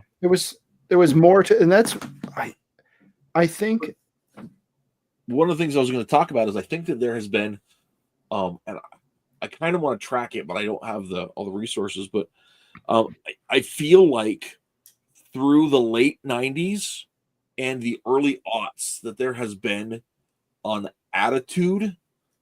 There has been an intentional ignoring of the academic comic press that existed before. And so people that took Scott McCloud's work, which it's in itself is fine. But Scott McCloud did not write the book on American comic studies. Those existed a decade and 2 decades before. And American comic studies was always a super niche area, but it always incorporated the newsstand and the newspapers, comic strips and comic books. And there seems to have been some sort of move after Watchmen and after Mouse to ignore newspaper comics and only focus on head shop comics and comic shop comics at the exclusion of the newspaper and the history of all of that. It just boggles my mind because this was the dominant, like comic books sold, and absolutely, but like this was the dominant art form for most of the 20th century. The majority of people who read in comics were reading it from the newspaper, whether it was this, whether it was what else do I got to read? And one of the downsides in that model, you're 100% right, but one of the things that also I think held this back, and there's a whole bunch of ideas in my head about all this, but King did not like to archive their stuff. Yeah. Right? They weren't, for the most part, with the exception of a few, and there were some in the 70s and in the 80s, Garfield, Far Side, Calvin and Hobbes, that really went great guns in the secondary markets and in the for better or worse. Also, it was one because I've seen them in person. Yep. But, and High and Lois did some, but it wasn't mad on it. But they didn't keep a lot of those things. They didn't keep them in print because their model was always the new thing. So like one of the things I talked about this about a month ago on our Popeye stream when I did is I found out that there of the Popeye Sunday strips, and not Sunday, the dailies, there's almost a 20-year period where nothing has been reprinted. Jeez Louise. From Cigar's death up until Bud Sangendorf took over the dailies in like 59, 61, something like that. None of it's ever been reprinted. It's interesting to Popeye was like one of the biggest characters like in history, right? But like there's this gap of time that like just doesn't exist in a market where anybody can find it anymore. and it's not even available on their app. It is interesting to me that how the European and Japanese markets are kind of similar in that, like, they have these anthology magazines that they publish, and then the individual stories are collected into a collected volume. Like I have Asterix comics here, collections that go back into, back in the day with early printings, and you could buy them. And so they had this model of, like, they put out a comic, they collect it into a volume and sell it again. And, like, that's what happened in them. But it took so long for the American comics to do it. And then the comic strips don't hardly do it at all, ever, until Calvin and Hobbes and Far Side. All these things are really, really lucrative. And then even then, it's too late. And it's just stunning to me, the, like, short-sightedness of the industry for so long, and how they just didn't see value in it. And even the collected volumes that they had, it's like they weren't nurturing the market for ongoing, right? Yeah. Like, that's one of the things, if you look at, like, what Scholastic has done, right? And I mean, Scholastic is kind of a trash fire. I'm not going to sit here and say they're not, but Scholastic. I've got the complete Calvin and Hobbes box. Yeah, it's right here. I'm pointing to it. Nice. To it. It's right next to Nausicaa. And this is the Far Side one. I'm not even going to attempt to lift that one. Yeah, that one's heavy, man. It's right next to it right there. What I was saying is, like, Scholastic with, like, Captain Underpants, with the Bad Guys, with Dogman, they've kept those things in print, and they keep presenting them to the market. So kids, like, who were reading Captain Underpants when it first came out, they have children, and they can pick up Captain Underpants now, and they've been able to, while they're still producing new things, they're still making the old things accessible. You can get, if depending on the time of year, you can pick up the 20 volumes of the Bad Guys at Walmart today. Yeah. And what? Every industry does that, except for the mainstream American comic industry, because, like, you go to any other country, you use Japan because manga's popular as an example, you can pick up anything that isn't, like, super niche and, like, maybe 20 years ago or whatever. You can pick up, like, a new print of a tankobon, like, right now, for anything that was ever popular. Yeah, like, for weirdos like Metal and I, who are into, like, really, the old obscure stuff, or, like, something that wasn't all that popular, especially not. Oh God, try to get, like, a copy of it's harder. But, 1 Pound Gospel. Oh, yeah, but, like, you can. That's an amazing title. What the heck is that about? 1 Pound Gospel. It's a Rumiko Takahashi book, so it's the same person who made, like, Ranma 1/2, Inuyasha, those stuff. Awesome. And it is about a boxer who has kind of like an eating problem, so he needs to lose weight for his fight, but he just can't get over his gluttonous eating problem, and this nun has to help him out. It's a really great romp. Honestly, they've adapted it into both anime and live action drama in Japan too, which is a lot easier to watch those than it is to actually read the manga. Yeah, and it just so when I go to Goodwill, I'm going, like, that's a good way to look and see what's popular. And the number of American comics that aren't from Scholastic you can't find them. They're not there anymore. Like, there's not. A few years ago, you would have been able to find a Marvel or a DC thing scattered in among the shelves, but now, like, I find a tankobon every time I go in there, and, like, that's not even. I've got I'll just get, like, random stuff, like. I just pick it up because it's $1, and I'm like, oh well, this might be interesting to look at. But if I get a equivalent comic from the same years, like, there some random Thunderbolts or Runaways or something, Marvel comic from a few years ago that's randomly in there on vacation, I look at it, I'm like, oh well, this printing looks awful in this book, like, the colors are terrible. And I'm just like, I don't have, and it's probably not a story that I'm going to enjoy. Like, I don't even bother picking it up for, like, $1 at the used bookstore. And nobody else does either. Because it's worth almost nothing. I'll have to see if I can find an English translation of 1 Pound Gospel and get it to you guys. Maybe we could do a show on it sometime. I think you would really like it, Reese. Yeah, that sounds great. I'm really already open to super have it. intrigued. So, granted, that's From my not like favorite big comic stretch. creator ever. So, And I've heard really good things about Ranma 1/2, but I've never taken the time to read it. So, I have all of it digitally. Same with Inuyasha. So if we ever want to, like, maybe I'll pick out like a few good ones and we can go over it, because it's way too long, obviously, to read. right. It makes our Scott pilgrimage look like a field trip. Well, yeah. There's something about the art. I need to go. Yeah. I gotta get ready for lunch. I gotta go pack my lunch for tomorrow and get my clothes ready for tomorrow. It's 11:30.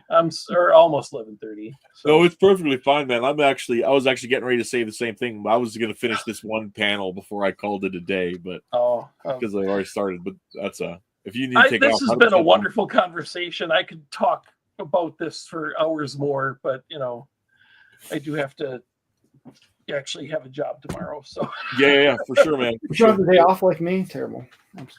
I took the day off today. On the West Coast. I took the day off today. I had a MRI today, so I was, So I took the day Were your off. results good? I think so. I haven't looked at them. It's just it's nothing. Don't worry about it. you know what? Well, I've got this pacemaker, right? I've had this for 10 years. I just swapped it out, got a new one. This guy finally said, "Why did you need a pacemaker at 44 years old? That's awfully young." Did nobody say, "Why do you need a pacemaker?" I said, "No." And they said, "We should look into that. Why did you need one at 44?" And I'm like, "Okay." I just figured, hey, I'm fat and I don't take care of myself. Yeah. It's like many such cases. So he's like, is it genetic or is there a problem? We should figure that out. So it is funny that on a panel where we have such nerdage going on, that 3 out of the 4 people are thin, and that's probably the statistics there are not. I am not thin. I just look like it on the internet. Oh, you're tall though. I'm tall. He looks it compared to me. Well, we're not all metal, okay? Yeah. And I've lost 50 I'm tiny pounds. and thin. I've lost 50 pounds over what I used to look like. So yeah. Well, that's good. Anyway. Yeah, I do have to go.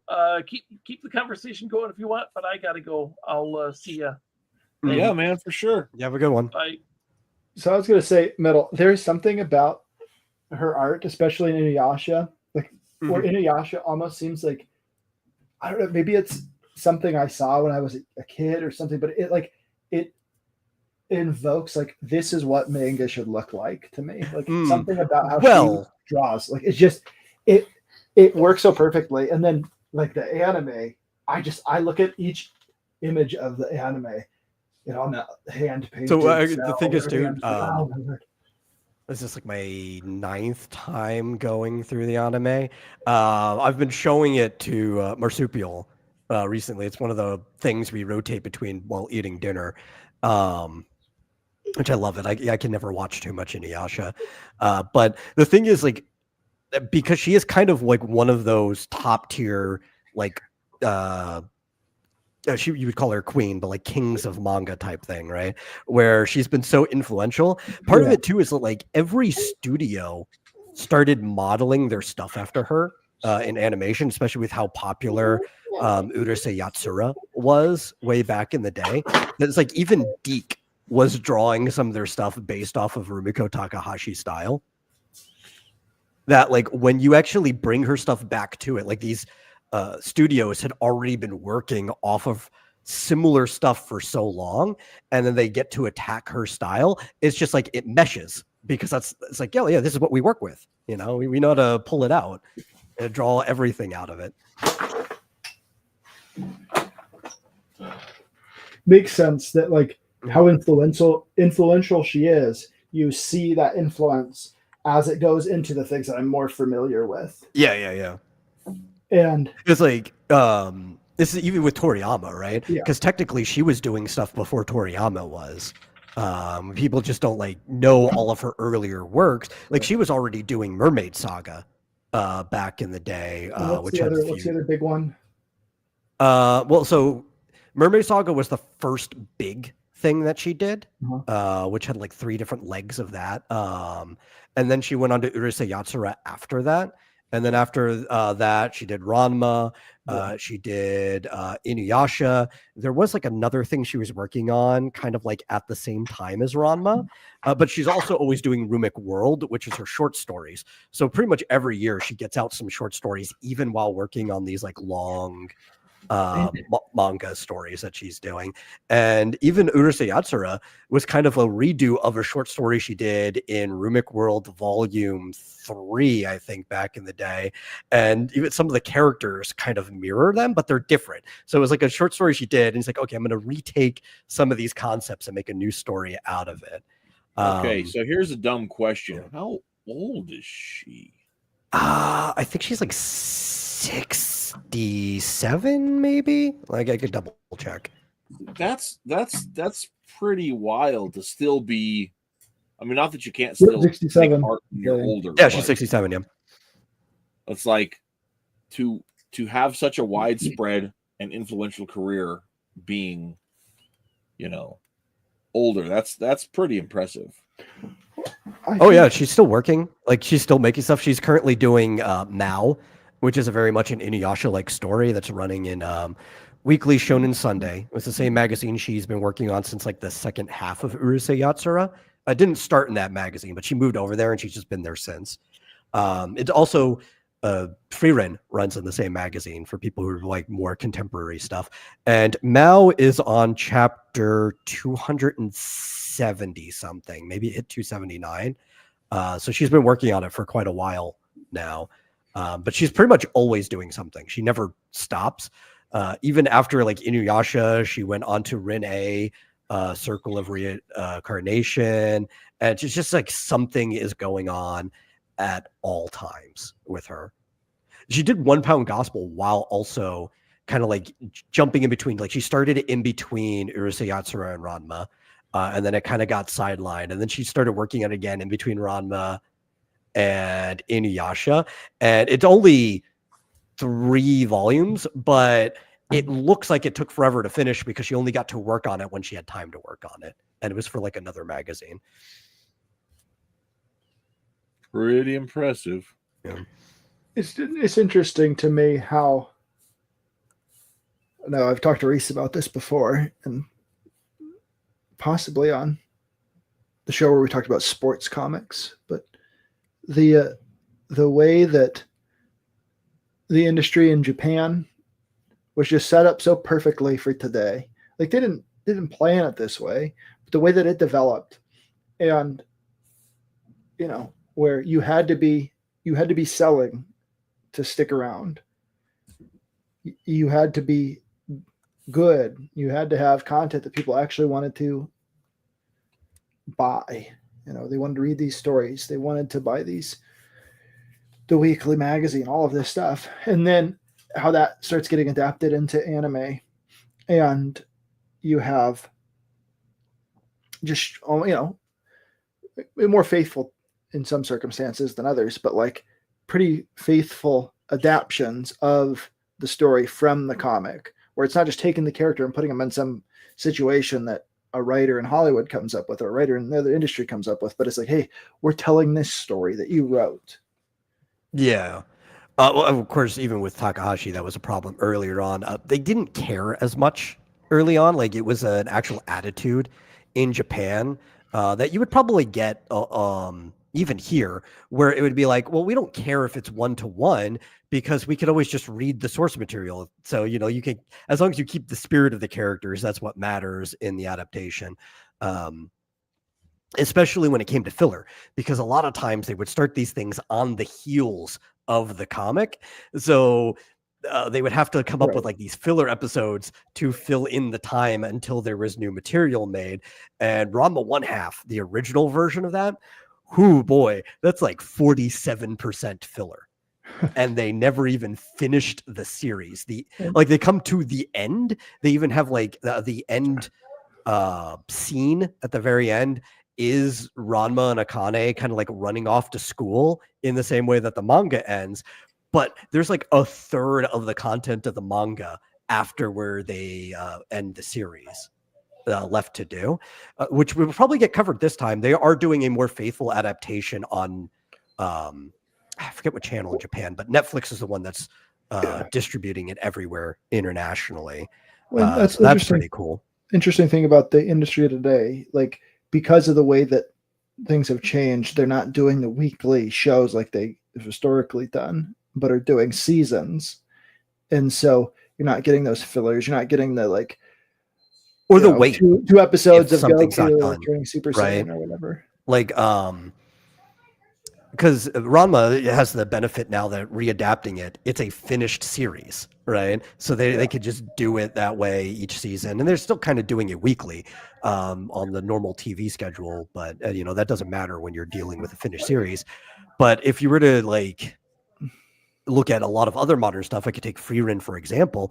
Frieren hasn't gotten another season yet because they need to make sure that there's plenty of new content before they adapt the next season. And it's probably going to be at the end of this year, but then there might be another big gap in between it and the next season because they have to make sure that the people don't want filler anymore. And that's been something that they've complained about. They just want that faithful adaptation. And studios are like, okay, well, we only have the budget and the time and the manpower to do so many things. So if you only want the faithful adaptation, we'll just juggle which things we're adapting, We'll get our license and we'll do it this season. And then maybe you'll get it 3 years down the road the next season. What's interesting to me is because of the way they're doing it now, like if you get to the end of how many episodes of Jujutsu Kaisen, for instance, are adapted, and then people are like, I want to know what happens. And so they go and they pursue, they go to Barnes and Noble, they pick up the next, they want to know what happens in the story, or they start paying for the Shonen Jump app or something like that happens because of that. So it's actually like, it's incentivizing people to buy the comic because there's an ongoing good story that people are enjoying, whatever it is. And then they're like, I want to know what happens, but the season's not going to come out for who knows how long. And so then they go just funnel to the comic, and it's like who knows how things could die down and the popularity of stuff could wane. But but anime is a great driver for the sales of manga, which like you could laugh at, say, the Walking Dead TV series, which did the exact opposite, where they changed so much so that the comic couldn't spoil it. Pretty much, but at the same time, what that did was it made a lot of people not interested in getting the comic. It's like, well, if it's different, then it's not going to tell me what happens, so I don't really care. I'll just wait till the next season. Yeah, I also wonder how much that has to do with like difference in expectation between audiences, because that's not that too. Like doing faithful adaptations of comic stories is nothing that's happened in American media ever, right? Yeah. The closest to something that you have would be like going the other way around, where you've got faithful adaptations of movies that are redone as put comics. into like graphic novel form or something. Yeah. And I think or prequels, one of the issues right? too, they did or prequels. Yeah, they have like the and I haven't read it yet, but I've heard some good reviews about it. They did a 3-part Dick Tracy miniseries that was the prequel to the first 2 parts, the prequel to the Dick Tracy movie, the War. Or you might get a sequel to a movie too, where it's like we just don't have the budget or the desire to do a full movie. Yeah, but we can follow the story up. Yeah. They did the sequel to the Labyrinth that way. Yeah. And but I think part of that expectation too is the nature of how most American comics have been done, right? So you don't get too many just sitcom-y comics in manga, not in the same way, right? Like, there are plenty of them where you do get situational comedies, but they still always follow a continuity, even if there's not like an arc to it, right? Like there'll be a timeline that gets built just from the nature of you doing this kind of sitcom. as opposed to here, where you can have something that's not even a situational comedy, that doesn't have to reset at the end of every episode or every issue, but the continuity of the comic doesn't matter as much, right? You could kind of just like throw them into any situation. Yeah, you get the never in when this a lot. the never when, and because of the never when, I think that's why a lot of our stuff people have not cared about adapting comics 1-to-1, but that should honestly and has changed the closer you get into like the late 90s and the aughts, as you start getting more independent works that are following strict continuities that people are starting to like. But then you still have it where they take huge liberties with it, like with friggin' like the Lock and Key, right? Yeah, like people like I saw the first episode of Lock and Key. Like I didn't think it was bad, but it definitely wasn't as good as the comic. You know? Yeah, and it kind of dissuaded you from like continuing to watch it. Yeah, I mean, first of all, it's a huge hassle for me because I don't like to pay for TV. Anyway, but the second of all, it's like, yeah, I just don't have any interest at all in seeking this out. You know, I'll buy the comics before I, take the time to seek this out. You know, but. Yeah. Or even they took huge liberties with like the Scott Pilgrim movie as well. Now, part of that too is because they started the movie before the thing was even over. Yeah, and it's also because the movies they truncated so much. Yeah. And also because Lee O'Malley doesn't respect his own work enough to keep it faithful. He doesn't ever want to do the same thing twice. So there's also the fact that the creator is kind of weird and has certain opinions of his own. But you get a nice isolated experience out of that. Like from an artistic piece, I do respect it for what it is. Yeah, I really like Scott Pilgrim, but I mean, you also got to realize that like the dude put so much of himself in his work that when like his life fell apart, he couldn't go back and revisit it because he'd have to acknowledge how he screwed everyone else over. But I mean, I do think the. Oops, I'm sorry. Did I just psychologize that entire story? Yeah. But like, I do think the opinion we've had due to older stuff has affected how we've adapted things that don't even fall into the categories that we used to have. Yeah. And it is very much a cultural thing. But I do see that waning because a lot of the desire for faithful adaptations have come more from the Western audience than the Eastern audience, even towards the anime market.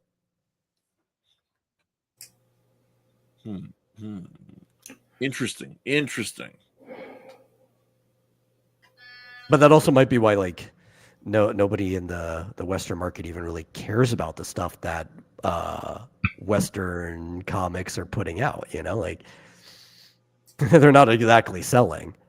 Yeah, that's a good argument as well. Superman is a known commodity, but no one can tell you the average person can't tell you a Superman story. No, and they can't tell you the general. Or they might. Doomsday might be the only one that they'll say. Maybe they know that he died. That's about it. Yeah. But like they can't articulate it, and that has to do with the medium of it and like the way it was a product that was put out for 7. But the average person can't even name more than like 5 Superman villains. No, so they understand, they know of Superman, they know who he is, but yet there's not really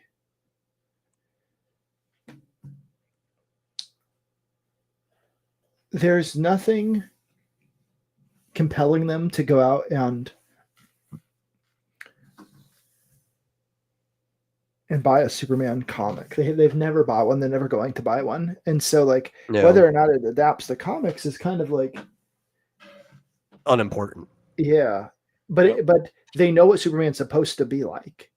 And when he's not like that, they're just not interested. And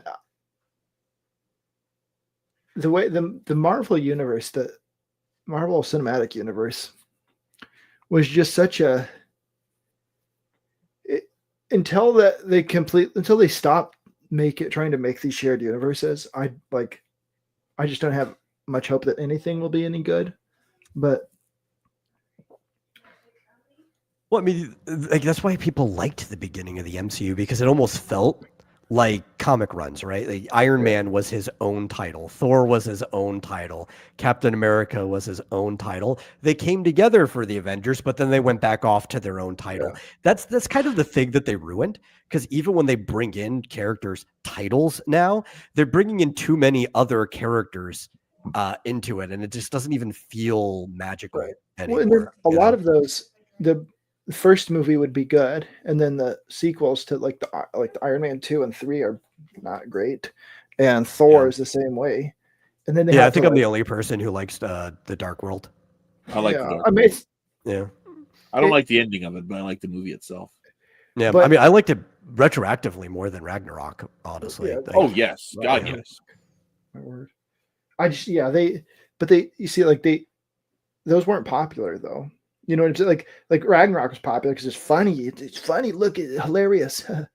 It's Guardians of the Galaxy, but Thor, you know. And so then they just, once Guardians happened, it's just like, okay, all of them have to be funny, like laugh out loud, comedy moments, and there can't be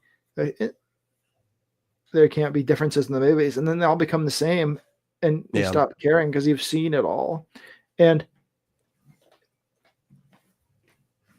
Ragnarok is a Hulk movie, not a Thor movie. Yeah, I mean, a big chunk of it is literally just Planet Hulk. But even then, like, you know, to just have him, like, he's just there, like, not having the reasons why he's gone or any of the that's just for Planet stupid. Hulk. It's a bad adaptation of Planet Hulk, but it's like they look at elements of all these comics and they're like, oh, this is kind of cool, let's do this. You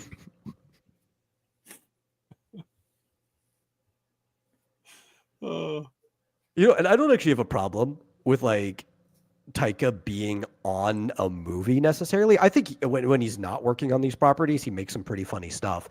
The thing is like not matching the person with the type of movie they should be on. Like I would put Taika on a Great Lakes Avenger movie because that's a comic that is aimed at lampooning the genre, like from the very beginning. That'd be fine. I wouldn't put him on Thor. What I want, like, when you read the stuff that people actually like Thor, like a Simonson, it's fantasy, and then it crosses over with like some science fiction elements and things, but it's not him.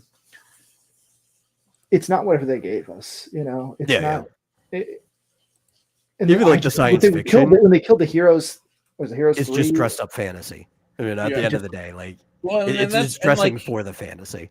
Well, and in defense of it, so to speak, that is what the first movie, and even to a somewhat extent, the second movie was. The first movie was great. They were playing with the fantasy trope and in science fiction terms, but it was still dealing with the fantasy tropes. And I really enjoyed the first one. I liked the second one too. I just felt like they were shoehorned with the Avengers movie sticking it in there, and so then they had to try to make explain the Avengers movie instead of like not explaining the Avengers movie. And like I think it would have been stronger if they'd have just left the Avengers movie and not have mentioned that, and just have the second occur on the heels of the first one, without having like, oh, you know, I haven't talked to you in 2 years. Like why? Like, why is that? That doesn't really even make sense. It's like Dwayne McDuffie's theory of continuity, and everybody, like, if you know about this theory that he exposited, you know about it because it's basically like every TV show ever made happened in the mind of like an autistic boy in St. Elsewhere.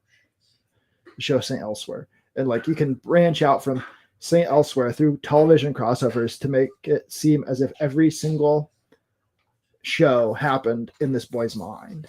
And it's absurd, right? Like, it's absurdity. And that's the point of him having this grand unifying theory of television, is to point out that like continuity is good, but like when you start to really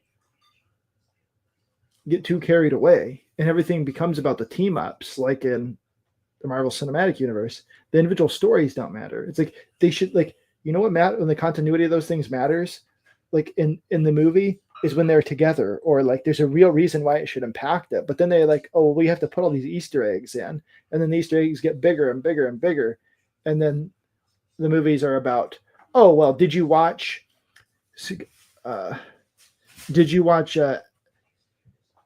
Scarlet Witch television show? Like, oh, you didn't watch that? Oh, well, then you won't know what's happening in Doctor Strange.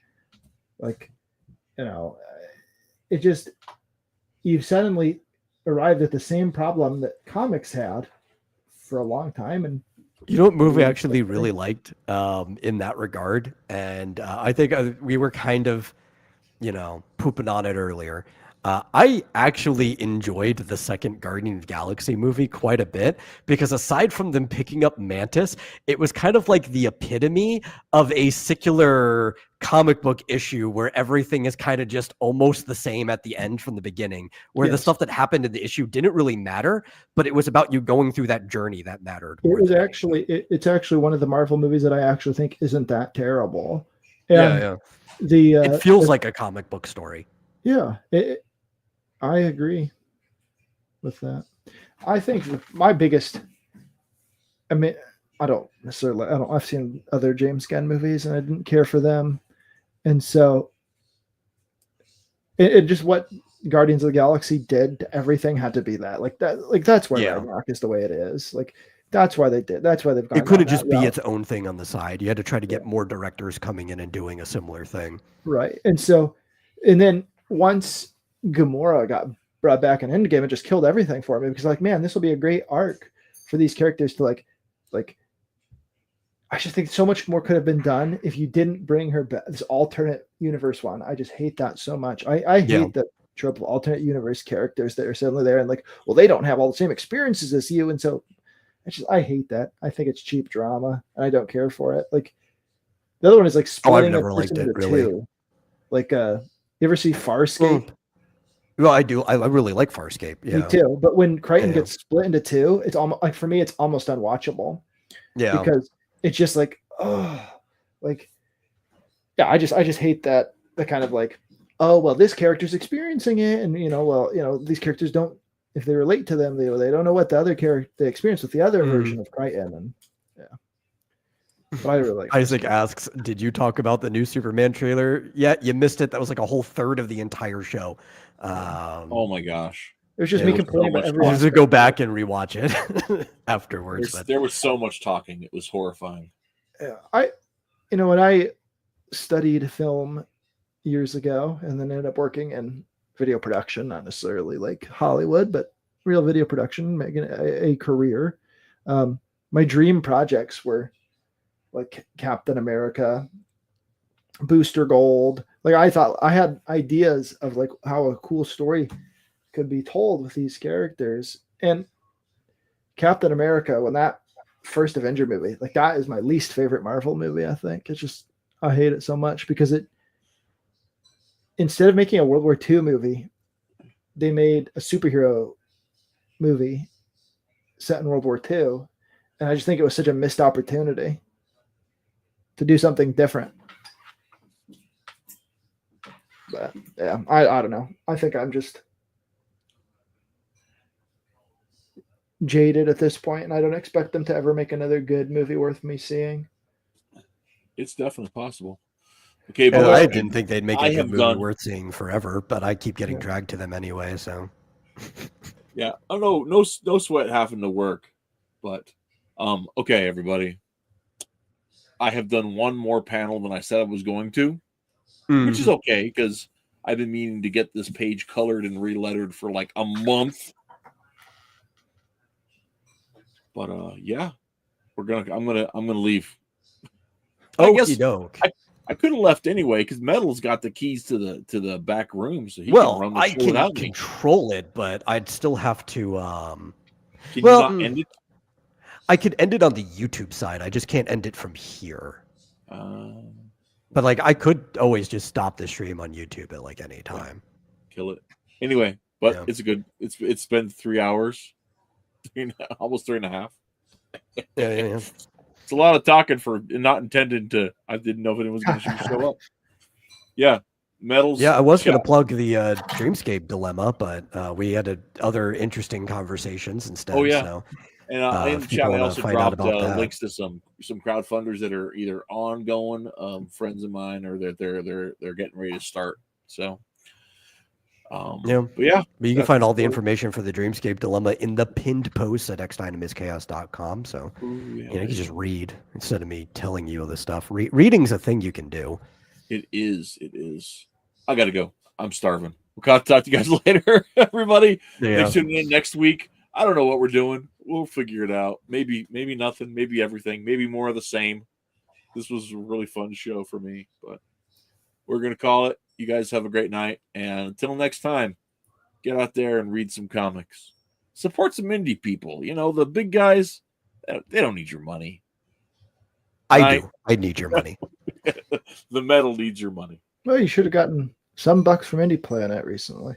Oh, I saw some. Yeah. Okay, that's it. We're going. Bye. Bye. Bye.